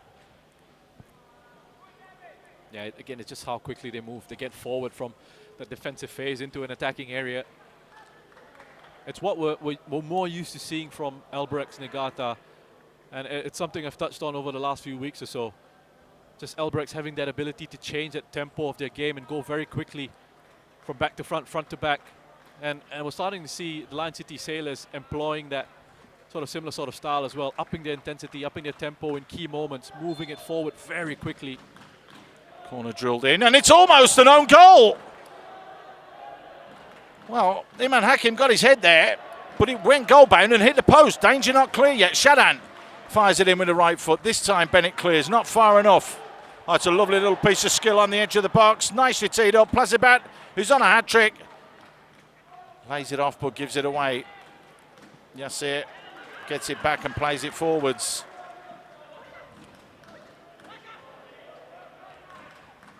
Well, that was almost one of the most bizarre goals this season that you will have seen. And again, it goes into Iman Hakim, and look, he's brave. He keeps showing for the ball. He's lost a couple of important passes out there. He's lost possession in a couple of key situations that have led to opportunities for the Lion City Sailors. He's still looking to put himself about, still looking to try and make something happen for his side. It's just not been his game, really. Well, a little bit of a whinge and a moan up there from Bosniak. Said that Tajani was pulling on the arm, and he was, and I think that's just the last warning there. He has had the better of Bosniak today. There's a defence that's quite tight, and there's one that's been quite loose. Tajani has helped that Lion City Sailors defence.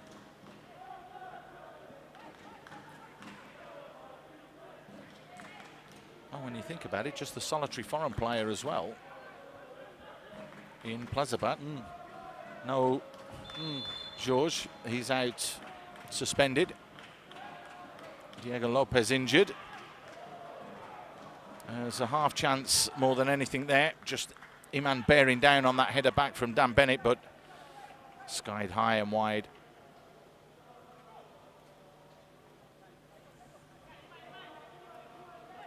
Yeah, absolutely right to point that out. Lack of foreign players here for the Lion City Sailors. Very much a local lineup doing the business, and in some style as well. And they've just got caught out there, though. There could be a chance here. Nakamura, time, space, shoots! Over the top, though. Half chance. Yet again, it's another half chance. Yeah, first real loose pass that we've seen from the Lion City Sailors. Opportunity for Kyoga Nakamura just to drive forward into the space in front of him. Had to take it on his right foot, would have preferred it on his left. Looks like we're seeing Taufik come on. He'll be on in a minute's time. He's just receiving some instructions down on the touchline, the 25-year-old. He'll be coming on, and it looks as though it's going to be Iman Hakim that goes off. They've got to defend here, though. Nice ball from Hafiz, looking for Gabriel. Gabriel checks inside, left foot inside, deflected over by Bayaki. Didn't get a full foot to it to clear it, but did just enough to steer it over the crossbar. Yeah, just enough of a connection on the ball there. I think I was a bit concerned, perhaps, that he might have ended up in the back of the net. Thankfully for him and for Tampines Rovers, he's actually gone out for a corner. But it just... The Lion City Sailors, every time they go forward, looking incredibly dangerous. And when it's your day, you know. It came off the back of Hafiz Noor. Ball fired in. It's a little bit too deep, but Showdown will get there. Checks it back inside. Harris, little back heel from him. Faris goes in. Harris just dinks it into the far post. Headed away, though, not far enough. Little stumble and a little slip, though. Means that Saifullah couldn't get the shot away. Gabriel Tajeli does well. Adam Noor again looking to try and get involved. Went close early on in the game. Shadan, he floats it in, but it's a little bit too high on that occasion. Fuller not going to get there on that occasion. Has worked incredibly hard, hasn't he, the young 22-year-old? His father coached Chennai City FC over in India. Took them to their first ever title and has coached at Tampines and Ceres as well. So his son very, very much in the father's mould. Yeah, Saifullah a player that I really enjoy watching. Really talented, and the best thing about him is, as well, is I said at the start, he works incredibly hard on and off the ball. It's a nice ball over the top looking for Mahimovic, but the flag goes up, and you summed it up a minute ago. When it's your day, it's your day. So the opposite of that, when it's not your day, it's not your day. And it's very, very much not Tampines' day at the moment. And just straying offside there, Mahimovic, in that situation. Looking right across the line as well. That's the frustrating thing, isn't it? Here's that change. Taufik then is going to be coming on. It is going to be Iman Hakim that will go off. Second spell at the club for the former under-21 international, Taufik. Not easy to come on when you're 4-0 down. And Dan Bennett has been taken off as well, and it's Ryan who's back into the fray and into the fold. That's another young player in there who's got a big future ahead of him, Ryan Sanizal. And I thought his performances in the AFC Champions League were impressive. One of the few positives for Tampines Rovers from that campaign. He was the youngest player in the squad initially. I think that might have changed now. I've seen somewhere that they've got a younger player as well that's coming up who's almost 19.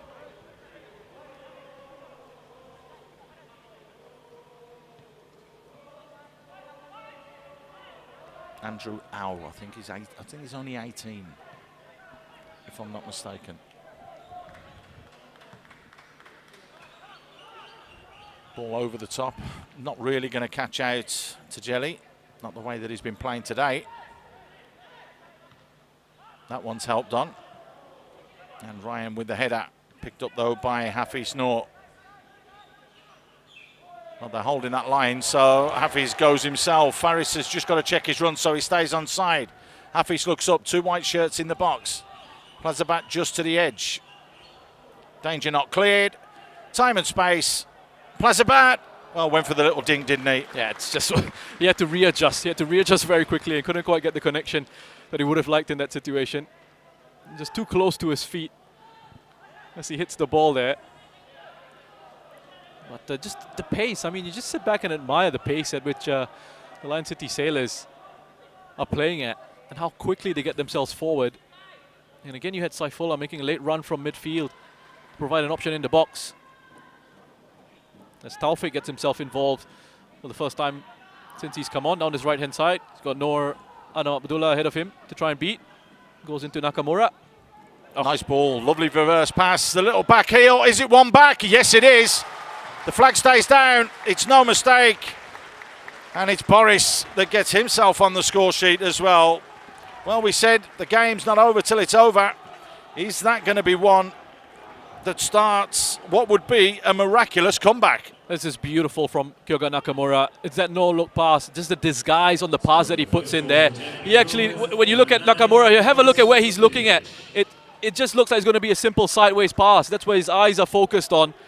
Catches that defense off guard, plays a delightful reverse ball into Mehmedovic. And then that back heel into Kopitovic for that finish. Well, there's half an hour to go. Comebacks on. Do you believe in miracles? We're not quite at Christmas, but miracles do happen. That's the first step anyway. Correct. Let's see what they're about. Have they got enough to ensure they get back into this one? Just Ryan Sanizal just getting clipped by Stipe Plazibat. He tried to carry the ball forward. We're going to see another change here. Yep, it is Song that's going to come on. Back after injury. Sung Young. Substitution for the Lion City Sailors, 17, Saifullah Abba, replaced by 14, Song Young. And it is going to be the man that scored who goes off.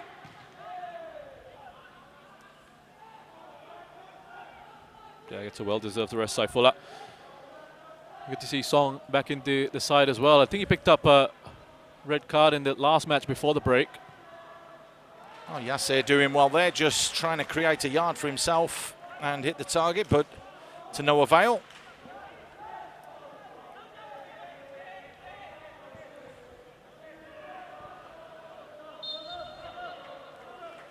We may see the Sailors just try and slow this down a touch. It's very much Tampines that are pushing forwards now and trying to apply the pressure. There was a little push in the back there. The referee didn't see it. The linesman waved his flag. Yeah, it was a foul. There's no question about that, because Iwan Shah did have a little nudge down in front of us. Yeah, it's taken a bit of time for the message to come across to the referee. I think what you want to just see here from the Lion City Sailors is just to manage this game a little bit more now. They don't need to be streaming forward on every occasion. They don't need to get so many bodies forward. You can almost just have a situation where you've got Song and Shadan just sitting in those central midfield positions, just to make sure you just try and kill off the tempo of that game and don't give Tampines Rovers an opportunity to get themselves back in this. Chance here again. No, Boris! Went for that near post. Well, Boris Kabidovic bringing the best there out of Hassan Sunny, who had to go down very, very quickly to his left-hand side yet again. Yeah, he was just looking for that near post, wasn't he? Lovely kick out, though. Lovely kick as well to Faris, who finds Gabriel. And now the white shirts. This game's starting to ebb and flow and open up a little bit more. Here's Song.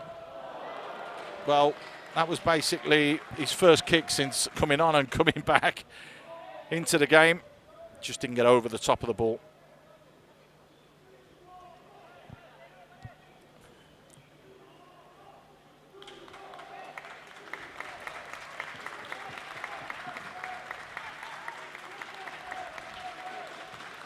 Ball switched to the near side. Cushion there from Taufik. The ball played forwards. Can he keep that in play? Yes, he can. Yes, he's done ever so well there. Yes, Hanapi with 3 step overs, waits for support. Ball floated in deep. Just a little bit too deep though. Bosniak has black shirts in the box.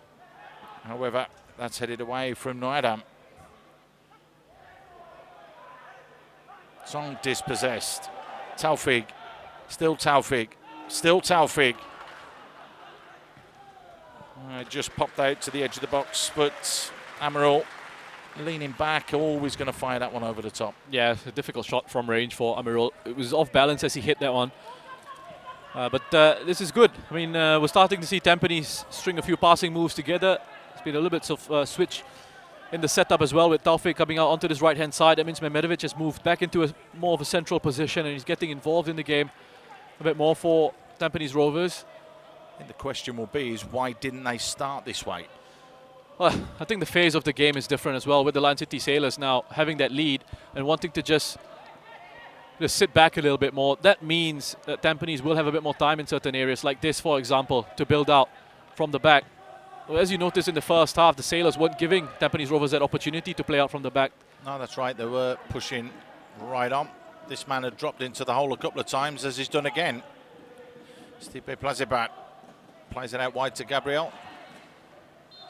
Well, he's going to give the foul there. I think he's saying that Amaral was just hacking away at the feet, so an opportunity to swing one in.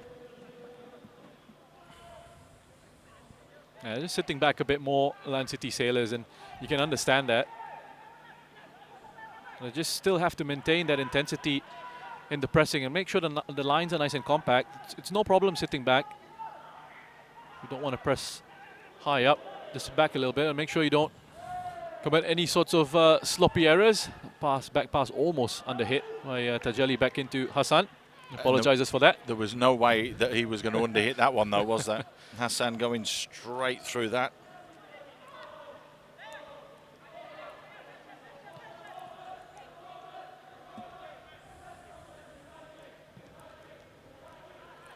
Ball over the top, and again it's Tajali who's having to go back there to try and defend. Bosniak trying to twist and turn and roll, stays on his feet, dinks it into that far post area. That's hit the post. Taufik there came onto it, it had cleared everybody, and he side-footed it. Rather than lash at it, he's tried to pick his spot, and he's unlucky there. That could have been 4-2. And what we're starting to see as well here is Bosniak, just with that ability to get himself a bit of space, and we know this is what Bosniak loves to do. Get it on his right foot, swing crosses in. On that occasion, Taufik attacking it at the back post. Warning signs are there for the Lion City Sailors. What they want to try and do here is, you know, in the first half we saw them control the game with the ball and control the tempo by pressing higher up. What they want to do in the second half here is that they want to control the game by controlling space rather than possession of the ball. But again, the dangers are there. If they switch off in these moments, Tampines have got the quality to punish you. Yeah, they have stopped that pressing game, which is what gave them that success and joy a little bit earlier on. Bayaki wins the header, and a little bit of a tussle. That's gone in favour of the defender.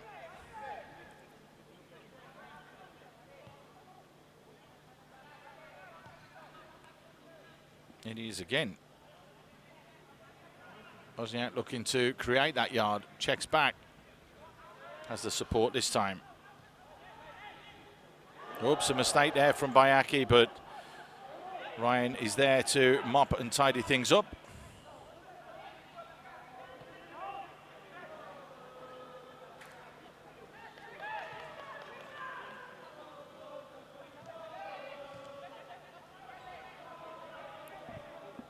Harris at the back, just making sure he's got that line organized, always talking to Amirul Adli. You see now they'll just wait for Tampines to come into midfield, and then that's when they'll look to try and be aggressive with their closing down. The Lion City Sailors. Well, everything at the moment is in front of them, so they can see the man, they can see the ball. They're just keeping them at bay. Got the numbers behind, and you can see there the banks. There's a 4, a 4 and a 2. It's Faris Ramli and Plazibat that are doing the 2 up top. Everybody else is keeping shape. There's the big switch. Looking for Taufik, couldn't keep that in play though. Yeah, that's better. Better from Lion City Sailors from a defensive perspective. More control in that situation. And Kim Do-hoon, team applauding his team. He's happy with that. No penetrative passes through the middle. Halfway through the second half now. Still, the Lion City Sailors that are in the ascendancy. 4-1, they lead. Well, one back there from Faris. Song just turned straight to his man and, well, just grabbed Yasser. He's given Yasser a hug on the way.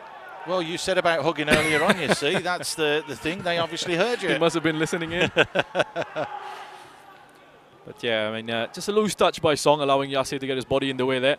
He hasn't got his touch since he's come on. No. That's the problem. Yep. And he needs to sort that out pretty quickly. But it's wonderful work by Faris once again. I mean, he's been incredible in this game. Just his work rate, those 4 positions for the Sailors. Decent ball in. Bayaki is up there, heads it straight in the air. Easy and comfortable though for Hassan, who just bowls it out. Song this time. He gets caught, and that's going to be a yellow card for Yasser Hanapi. The big question is was it? I think he's gone for the ball there, but he has caught the man a little bit. I'll just have another look at that. It gets rolled out to Song. Yasser's coming across quickly. I just have caught Song there. Yep. I think he just catches him on the ankle. Well, that's how he's repaid a nice little hug from Song Euyong with a crunching tackle of his own. Is that going to give us our water break? That's the big question. Looks as though a lot of the players are making their way over to the sides, and yep, there you go. The referee says, yeah, it'll give him an extra minute to get himself ready. Go and get yourselves a drink. Well, the one-way traffic has stopped. And you've got to say Tampines coming out at the beginning of that second half didn't do themselves any justice whatsoever, conceding 2 goals in the space of 3 minutes. Just the 3 minutes straight back after the break. Just 20 seconds on the clock before Saifullah made it 3. Plazibat got his second after great work from Faris Ramli, who was totally unselfish.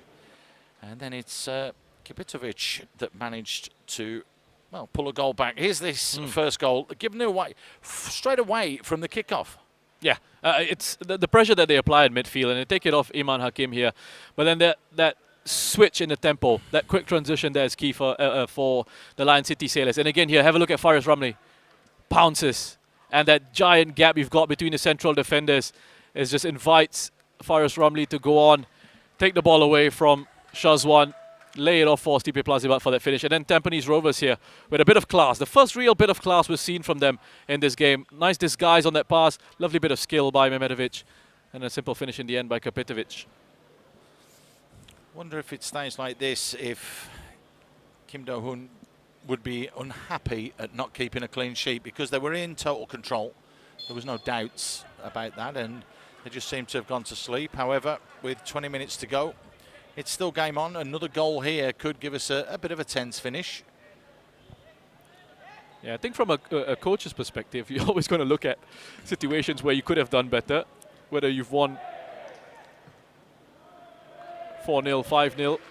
You're always looking to see where you can kind of improve on, but of course it doesn't necessarily mean you've got to immediately translate that into your players. You keep that to himself among the coaching staff, and he'll congratulate the players for, well, I'm assuming they're going to win this one. Could be proven wrong. But if they go on to win, I think he'll be pretty satisfied with the performance from the Lion City Sailors in this match. Yeah, overall, they've still got to see it through. 19 minutes plus a little bit of stoppage time at the end to go. But Tampines haven't sat back and, well, they haven't shrunk. Let's put it that way. They've come out after conceding those 2 early goals. They've stood up to be counted and they're trying to have a go. But it's little wayward passes like that that aren't going to help. So they need to sort that out quickly. Now, as you would expect, Lion City Sailors just taking their time before putting the ball back in play.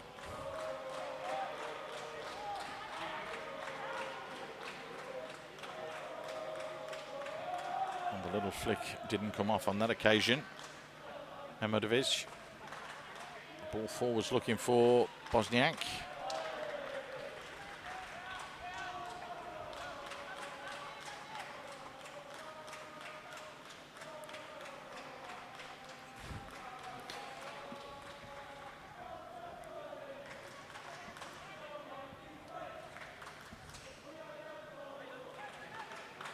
Help forwards from Bayaki. Just cushioned over the top.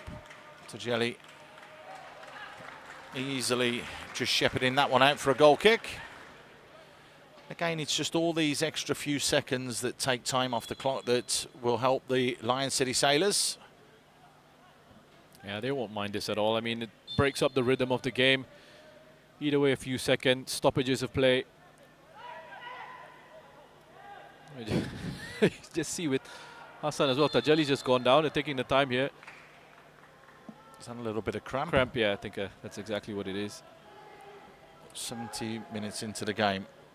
75 minutes. He has been, well, he has had to work incredibly hard. He hasn't had too many minutes as well, Tajeli. It's been difficult for him to get really a flow of minutes and a nice run of games going. So there is that side of it to it as well. Yeah, 371 minutes, 36 seconds in all, if you want to be precise. Only 4 starts. That's the thing. So, yeah, definitely needs some more games under his belt. Just wonder if we'll see a change. They're looking down here for the thumbs up, but it's a difficult one because he has had the measure for the majority of the game. I'm not going to say the last 10 minutes because Bosniak really has started to have a go at him. If he's tiring, do you put some fresh legs on there? Do you shore it up down that right-hand side? Well, I think I think he's looking good. From what I noticed, I think the thumbs up was given, and it's again also, I mean, it's a chance for him to apply a little bit of gamesmanship. Mace, just go down, feeling a little bit of cramp. Eat up a few more seconds. Yasser turns, gets a hand to the face. No, Adam, who's impressed in this left-back role today, hasn't looked bad at all. That's another foul. 2 fouls in quick succession. Song not singing at the moment off the same hymn sheet as his teammates. Yeah, Yasser just getting another one in the face there, sandwiched in between Song and Hafiz. Can they deliver? Taufik just rolls it forwards, and well, that'll be easy for Hassan to just claim that one and just try and waste a little bit more time. Well, that's awful from Hassan. That's a real chance. I thought he was going to go for goal. Good tracking back from Tajeli there, though, but he's had to concede the corner. I honestly thought that Taufik, from our position here in the commentary booth, was just going to go for goal then. He'd have scored had he done that. And Hassan makes amends. Oh, there's a big shout there from Kapitovic, trying to get the attention of the referee. I don't think there was anything in that at all. But yeah, you're right. I thought Taufik was actually going to have a go at goal himself. Decided to play it into Kapitovic. Excellent recovery by Tajeli. Suddenly his cramps have disappeared. Wonderful acceleration to get himself back there. And he's had a good game. He's had a fantastic game at right back, Tajeli. Yeah, they've defended well, to be fair. Just the goal they got caught with. Looks as though we may see another change down from the Sailors. Yeah, I think it's going to be Akari Abdullah that comes on just to replace Tajeli, feeling the effects of his lack of minutes in recent times. Put in a good strong shift on the right-hand side.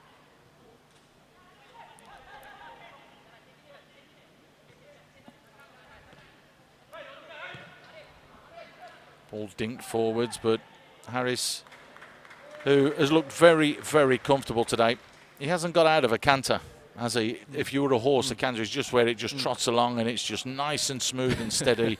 It looks like he's playing his way back into some sort of fitness. Yep, for all you horses out there watching us. Well, yeah, Harris, look, you're absolutely right. He's been class in the centre of that defence. Well, he hasn't had a mare. Yeah. There you go. Chance here, though. Oh, it's close. That's very, very close. Just straying offside on that occasion was Faris Ramley.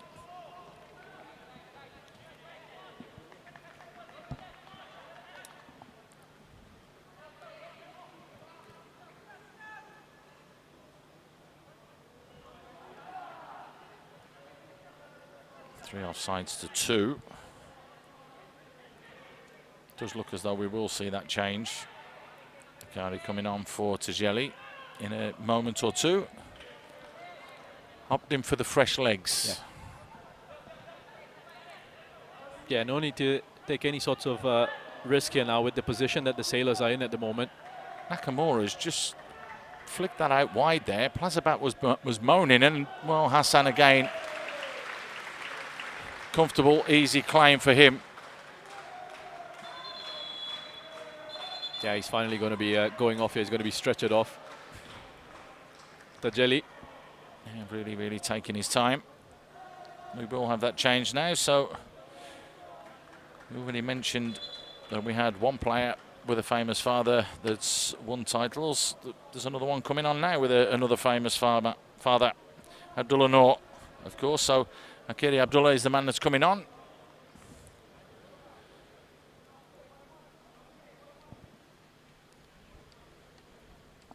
Yeah, good work rate Akari will bring as well. Good speed on the right-hand side. And we've had a couple of situations here where Armin Bosniak has actually found a bit of space to send crosses in. I think it's 3 crosses now that he's put into the box. So just get Akari in there. Make sure he's got an eye on where Bosniak is positioning himself and make sure he's quick to close him down. Because again, that's where Tampines are looking to get those passes out into Bosniak down the left-hand side.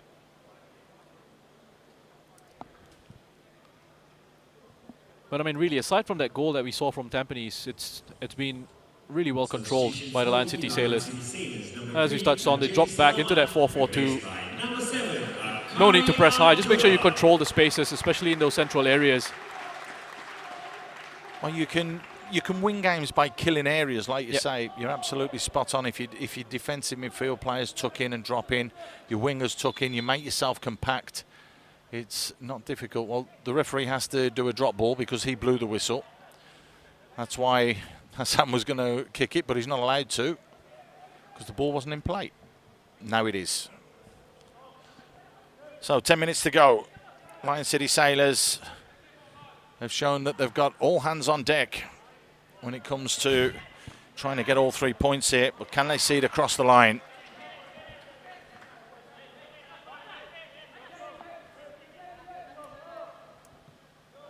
It's nice that we've seen, you know, they touched on the fact in the build-up to this game that Kim Do-hoon wants them to play different formations in different styles. And we've seen that in this game. The moment they've gotten that lead, 4 goals up, they went and set back, went into this 4-4-2, and they're showing a different side to their game. Yeah, there are going to be certain formations that they'll have to work on a lot more in training. It's just when you said when they've got that lead, they were 4-0 up. You don't normally get yourself into a 4-0 lead. But they've managed the game, and you're absolutely spot on. That's of vital importance. Can they get another one? That's the big question. Yes, it. Little give and go. It's in behind though. Just a little bit too far for Hafiz Noor. And they're going to have to chase back here now. Big diagonal pass on, but easily picked off again. Amarul, well, as comfortable as you like. That's going to be a yellow card as well. That's crazy. You don't grab the player's shirt. There were enough black shirts back there defending. And, well, the arms out wide just show a picture of frustration from Mehmedovic. Yeah, hey, look. Boom. They're just fatigue, frustration creeping in. I think they know they're done here, Tampines, and the way Amirul Adli just breezed past Mehmedovic there. It's his 3rd of the season.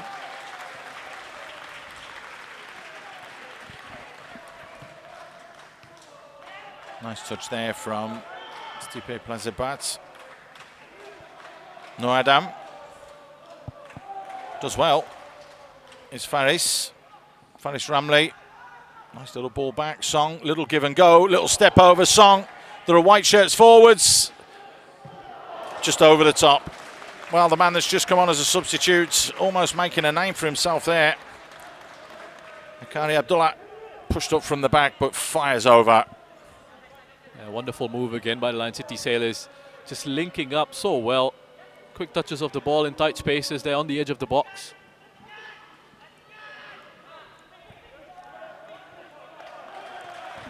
And there you go, Noor Adam Abdullah once more is making sure he's closing down on his man there.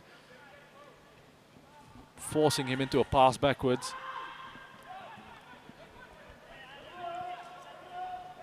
Bayaki, Nakamura. Here's Yasser. Just too tight. The white shirts crowding out. And now the chance for the quick counter-attack. Ball drilled forwards from Song. Faris finds Plazabat onside. Is it hat-trick time? Has to wait. Faris, oh, got that one all wrong. Well, we'd expect a little bit better quality there from Faris Ramley.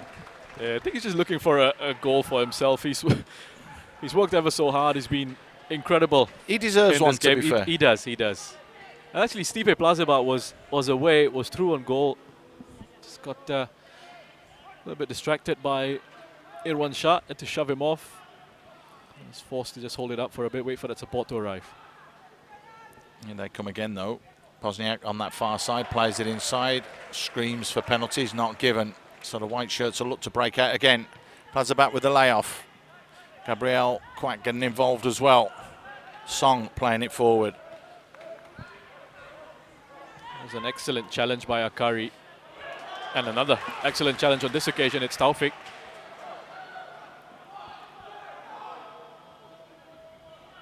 Now they're all just standing up. Song gets upended, the ball in between his feet, a little bit of a melee, play continues.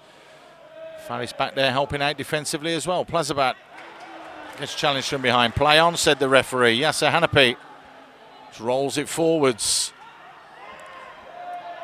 Kapidovic plays it out wide. Returns in the box!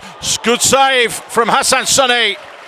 Kapidovic played it wide, carried his run on, and it was an inch perfect pass, but that is a very, very good save from Hassan Sunny. Wonderful by Hassan. You just have a look at how quickly he gets down here to save this header. Brilliant save by the captain. Mehmedovic Bosniak swings it in with his right. Just flicked away, not far enough though. Taufik on the end of it. Just rolls it back as well. Iwan Shah back to Yasir. Yasir was looking to try and bend it in that top corner, but bends it wide of the target altogether. Another opportunity gone.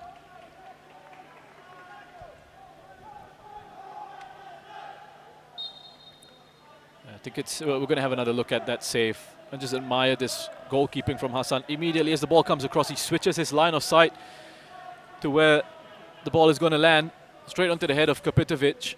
And yes, perhaps from a striker's perspective, you'd say headed into the corners rather than straight down the middle.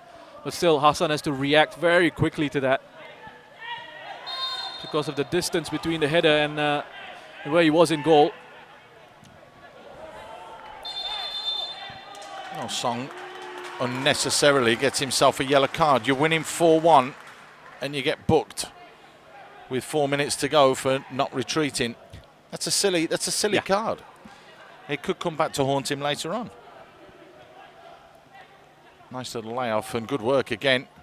Kapitovic, another save from Hassan. Danger not clear. Song with a little give and go. It's Faris. Shadan. Another one that's just been as steady as you like, sitting there in the middle of the park. Gabriel losing out. Play continues. Here's Yasir. He plays it wide to Bosniak. Bosniak steps inside, steps outside, goes all the way around the outside, hangs it up. And the header wide. Real chance there for Taufik to make a name for himself. But just got caught underneath the ball, standing still, not running onto it and attacking it. But great work from Bosniak down that left-hand flank. Yeah, wonderful work by Bosniak. He cuts inside, cuts outside, sends in across onto the head of Taufik, who deserved the goal, I thought, from that move, because it started out from him actually working really hard in midfield just to take it off the toes of Gabriel Kwak. Just confirmation there. Song Young receiving the yellow card.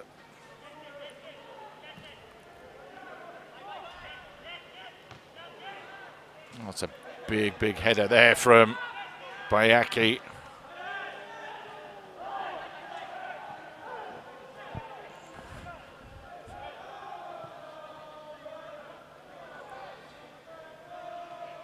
Bayaki has options. Can they get another one here towards the end, Tampines?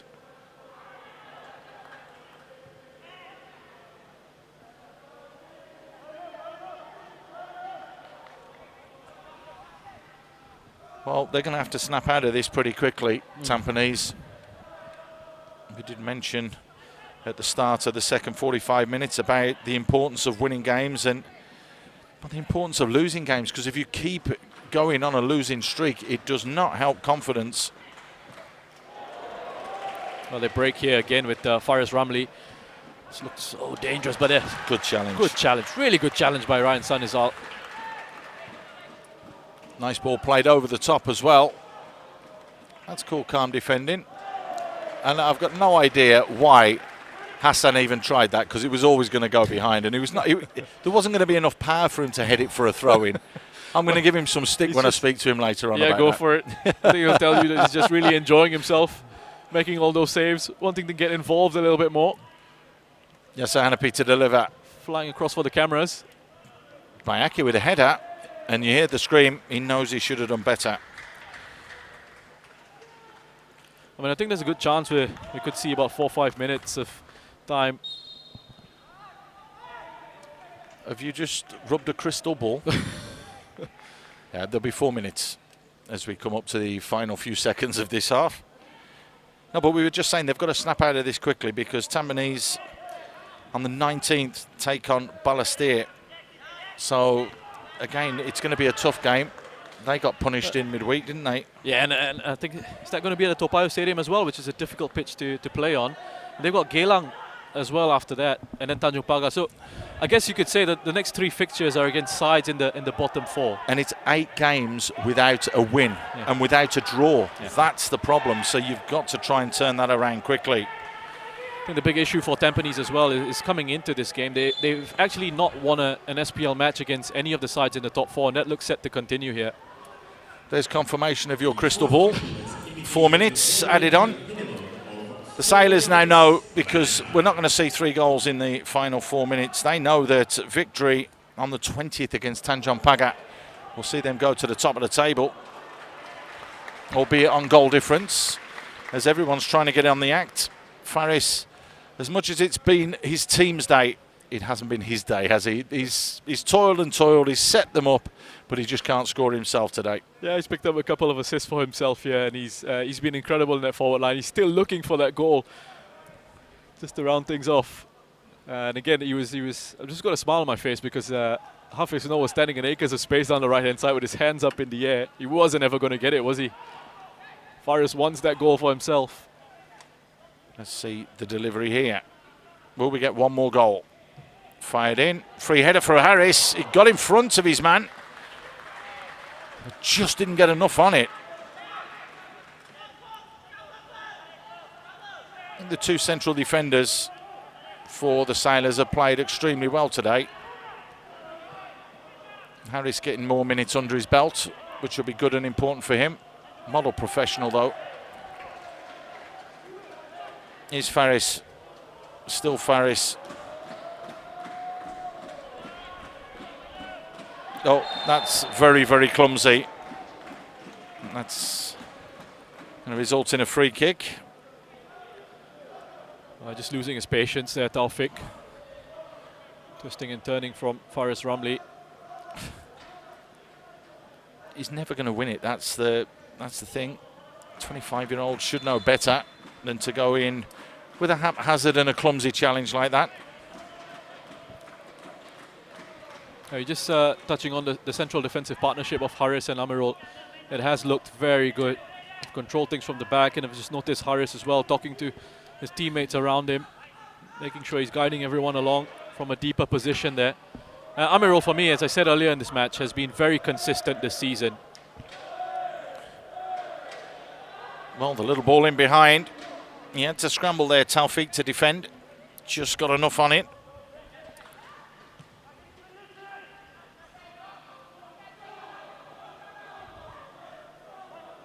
Bayaki.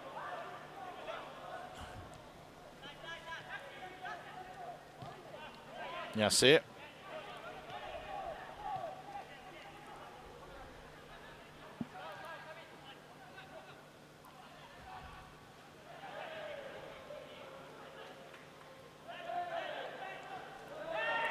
Can they move forwards as well? And just put a final nail in the coffin. They're still running, that's for sure. This man won't stop. Noor Adam has 2 white shirts in the box, and you can see Plazabat wanted that in at the near post, but he hung it up at the far post. No real chance there. Kim Do-hoon is not happy with the delivery of that cross from Noor Adam. Wants his side just to keep on going, get more. And he's encouraging Noor Adam to get himself back here. But that young man has had another outstanding game of football at left back for the Lion City Sailors. Wonderful move. A couple of olays coming from the LCS fans here at Jalan Besar Stadium. Well, the Tampines fans haven't stopped singing. The referee looks at his watch. We look at the clock. It tells us that 4 minutes is done, and it tells you that the game's done. The Lion City Sailors with a comprehensive 4-1 victory over Tampines means that they're now 3 points away from going to the top of the table. Tampines didn't turn up in that first 45 and then shot themselves in the foot right at the start of the second half, but then they came to life, but it was always going to be too little, too late. It was Gabriel Kwak in the 34th minute and Plazibat in the 36th that got things going, before Saifullah and Plazabat in the 46th and 48th minute meant that it was 4. It's Kipitovic that pulled one back, but it was, as we mentioned, too little, too late. Final score at Jalan Besar Stadium, Lion City Sailors 4, Tampines Rovers 1.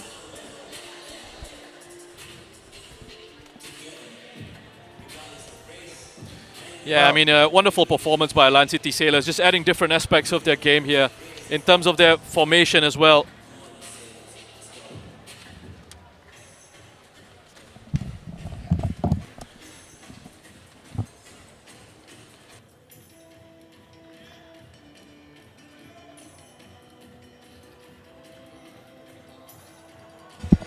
You turn around and look at the shot count. 17 shots from Tampines, 7 on target, but 15 from the Lion City Sailors and 7 on target.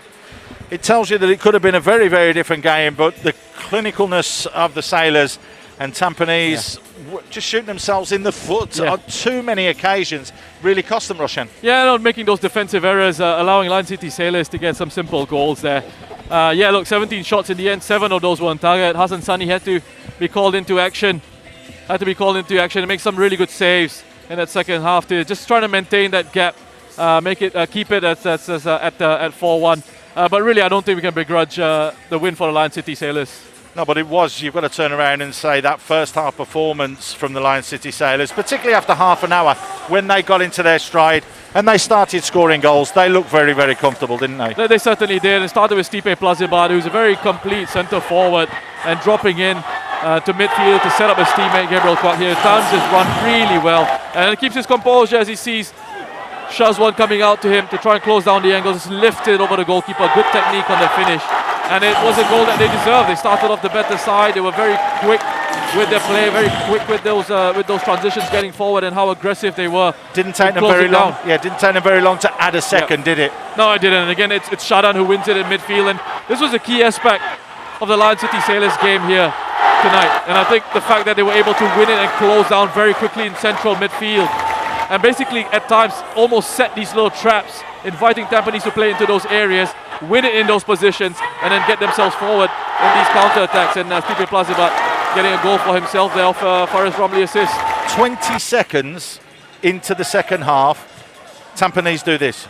Yeah, again, you just have a look at where the Lion City Sailors are positioned in midfield. The moment Faris applies that pressure on Iman, you start to see Saifullah in that position, just closing the space, making sure there's no line of pass through the midfield. And then you see Stipe Plazibat just dropping off in there as well before making a late run into the box later on. But Saifullah here, I mean, he keeps his composure very well to find the back of the net. Very impressive young player who works incredibly hard for his side. And then the scary thing is almost a minute, 90 seconds later, they go and do this yet again. Sloppy play, but Faris Ramley has put it on a plate again for Plazibat, who says thank you very much. Absolutely right. And again, they sniff out that moment where it's that cue to press. There's not enough pace on that pass as well into Nakamura. So Faris Ramley, because of how quick he is, sees there's an opportunity for him to get himself in there, gets his toe on the ball, and lays it off for Stipe Plazibat. And just have a look at how far the Tampines Rovers central defenders were in that possession phase, because they want to try and play out from the back. But if you lose the ball in dangerous positions, you get caught out. And this is moment of real quality from Tampines, which few and far between, I think, in this match. Nakamura with a lovely disguised reverse pass into Mehmedovic, and then their back heel for a Kapitovic finish. I think the more we see that, we see them being carved open, because Plazibat's in there but doesn't react because he's a striker. The midfielders haven't trapped back, but it's simple, and he makes absolutely no mistake. Yeah, and I think generally the Lion City Sailors pretty much control the game pretty well in the second half. And I mean, look, you get your opportunities, you're clinical in front of goal, you put your chances away, you give your opposition such a difficult task ahead of them, and that was a big difference, that clinical ability of the Lion City Sailors here, but also the quality, I think, and the intensity and the hunger and aggression that they showed in this game. It's what impressed me, Paul, and for me it's been the best performance under Kim Do-hoon so far. You know, I thought they looked a little bit, they looked poor against Albirex, especially in the first half of that game. Okay, they bounced back and they were able to pick up a point. They came unstuck against Balestier Khalsa, again late on in the game, picking up a point. But this one here looked really nice here and complete and very controlled, I thought. Will we see them go top of the table midweek? Albeit for a short while. I think so. It's an opportunity for them now. It's starting to look like they've got their flow here going. They're starting to come into a nice little bit of rhythm. And I think they won't let that opportunity go by. That opportunity to go top of the table and put Albirex Niigata under pressure. Well, let's actually hear what Coach Kim thought about that. It was an impressive display from the Lion City Sailors. Here's Coach Kim. Result as well for the Lion City Sailors. Ladies and gentlemen, let's give it up for your Coach Kim, Lion that City looked Sailors. a professional display from your side. You got the job done. All 3 points. You must be satisfied with that. 굉장히 좋은 경기력을 보여줬는데요. 선수들이 경기에 있어서 만족스럽나요? 네, 일단 우리 선수들이 어떻게 준비했냐 하는 부분들이 굉장히 나왔던 부분들이 좋았던 것 같고, 우리 선수들이 이기고자 하는 마음들이 강했기 때문에 좋은 결과가 있었던 것 같습니다. 상당히 오늘 만족스러운 경기를 치렀다 생각하고 있습니다. Yes, we're very happy with the way they played. We showed what we practiced, and we were showing that we were willing to win and have the game to us. And when we spoke earlier pre-match, you said that you wanted to win it for the fans, and you did just that. How good does it feel to deliver them this result? 저희 경기 시작하기 전에 팬들을 위해서 승리를 거두고 싶다고 했는데 이제 팬들 앞에서 승리한 소감이 어떠신가요? 네, 일단 저 여기 와서 오늘 첫 승했는데 첫 승을 또 우리 홈에서 팬들이랑 함께 나눌 수 있어서 저 개인적으로 굉장히 기쁘게 생각하고, 우리가 좋은 경기력으로 계속적으로 팬들과 함께 웃을 수 있는 그런 시즌을 마무리했으면 하는 바람을 가지고 있습니다. It's my first win coming to Singapore, and it's a great moment winning in front of the fans. We hope we have more moments like this, and we'll promise to win more. And with that win, you are now just 3 points off Albirex with a game in hand. Is this the boost you needed to really push for the league title? 이제 저희가 알비렉스랑 동점이 됐는데요. 이제 이 승리가 저희가 타이틀 경쟁에 있어서 도움이 많이 될 건가요? 네, 아무래도 저희가 3점이라는 거는 굉장히 우리가 중요한 승점이라 생각하고 있습니다. 매 경기마다 우리가 최선을 다해서 승점을 쌓아간다 이러면 좋은 결과가 있을 거라고 저는 생각하고 있고, 계속적으로 우리 선수들이 하고자 하는 부분들이 굉장히 많이 나왔던 이런 자세들이 굉장히 우리가 발전할 수 있는 동기부여가 된다고 저는 생각하고 있습니다. Yes, every point matters, and we will make sure that we win as many points as possible. As we collect the points, it will show greatly at the end of the season. You can see that the players want to win as well, and so hopefully we'll build on this game. Coach Kim, thank you. Many congratulations. 감독님 축하드립니다. 네, 감사합니다. Very interesting that he turned around and said the players want to win as well. Yeah. There's that winning mentality, and we've spoken about the difference between a winning mentality and a losing mentality, didn't we, Roshan? Because you turn around and you look at the chances that were created for Tampines. They created a couple of opportunities, but they didn't put them in the back of the net. So is this a losing streak with that losing mentality for them? I'm a little bit reluctant to call it a losing mentality amongst the Tampines Rovers side. I'm reluctant to do that because I've seen a lot better from them. I'm going to chalk it down to, yes, they've come back from a very difficult AFC Champions League campaign. I'm going to chalk it down to the fact that they've had a big break, they've had quarantine to sort of deal with, the fact that they haven't really had much time to sort of train and much time to get into a rhythm. You could see the fitness levels, you could see the sharpness levels really missing. So I don't think it's a losing mentality. I just think, again, it's one of those days, one of those situations for those reasons I mentioned. That sharpness, that intensity, that aggression was just missing from this Tampines Rovers side in key moments. It doesn't matter what we say. There's only one person we should talk to and who we should hear from. Let's get straight back down and talk to Gavin Lee, the head coach of Tampines Rovers. Coming down and they made the atmosphere very, very good today. It was buzzing. It was good from the start. Unfortunately, we couldn't match our performance to the atmosphere, and that's something we need to reflect on and continue the work again. But why did you think that was? Why couldn't you match up to their performance today? Yeah, obviously conceding goals was always going to hold us back, and I think we conceded the goals too easily. We gave the ball away too easily and in areas that they could hurt us, and so we got to analyze again. Was it our positioning that wasn't good for our counter pressing, or we just made bad choices to begin with? Now, Gavin, despite the result though, there must be some positives that you could take away from tonight. Yeah, you look at the boys, they didn't stop fighting, and we know we got a group that will rebound, and now we just have to dust ourselves off and go for Balestier next. Gavin, thank you very much. Thank you. Rebound pretty quickly. As you heard him say there, they've got Balestier next. That's a big game for the Tampines now, isn't it? That will define their season of whether it will be a success or whether it will be a failure. And I think, that question about that losing mentality that you asked me a little bit earlier on, if they don't bounce back against Balestier, then there'll be those doubts that start creeping in. And it's not going to be an easy game against a Balestier side that can make it incredibly difficult for you to play, especially if it's going to be happening at the Toa Payoh Stadium, which is a tough pitch for sides like Tampines who like to play their football as well. Well, it's going to be interesting to see what happens at the end of next week. Now, the reason because of that is because we do know that the Lion City Sailors can go top of the table if they win their game next week. Now, the 3 points here means that they have closed that gap to Albirex Niigata to just 3 points. Tampines now, it looks as though they will be out of the race to be able to go in and take the title. Hougang are there or thereabouts, but it does look like a two-horse race now, Roshan, to you? I'd agree with you there. I think it's between Albirex and the Lion City Sailors. And what a run of fixtures we've got coming up as well, Mace. Well, Balestier taking on Tampines. That's on the 19th. On the 20th, can the Lion City Sailors go to the top of the table? Hougang then take on Geylang, so it's a must-win for Hougang if they're going to stay in and around that mix. But Albirex Niigata can go back to the top of the table by defeating or drawing with the Young Lions at the end of next week. Yep. Yeah, a good set of fixtures coming up there. I mean, again, you asked me the question about whether Lion City Sailors would take that opportunity to pile on the pressure on Albirex Niigata. And I think they will. I think they will. They're starting to see that flow going, and it's interesting that we picked up on that point that Kim Do-hoon said the players want to win. You could see quite clearly what the hunger and the desire was there from the players, and I think that's really what's going to please Kim Do-hoon going forward as well. Have you had fun today? I've had lots of fun. Have you? I've had fun because we've seen goals, we've seen action, we've seen absolutely wonderful play.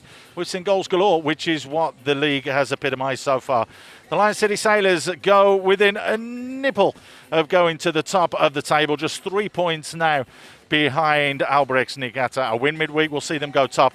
That's all we've got for you from today from Jalan Besar. We'll be back next week.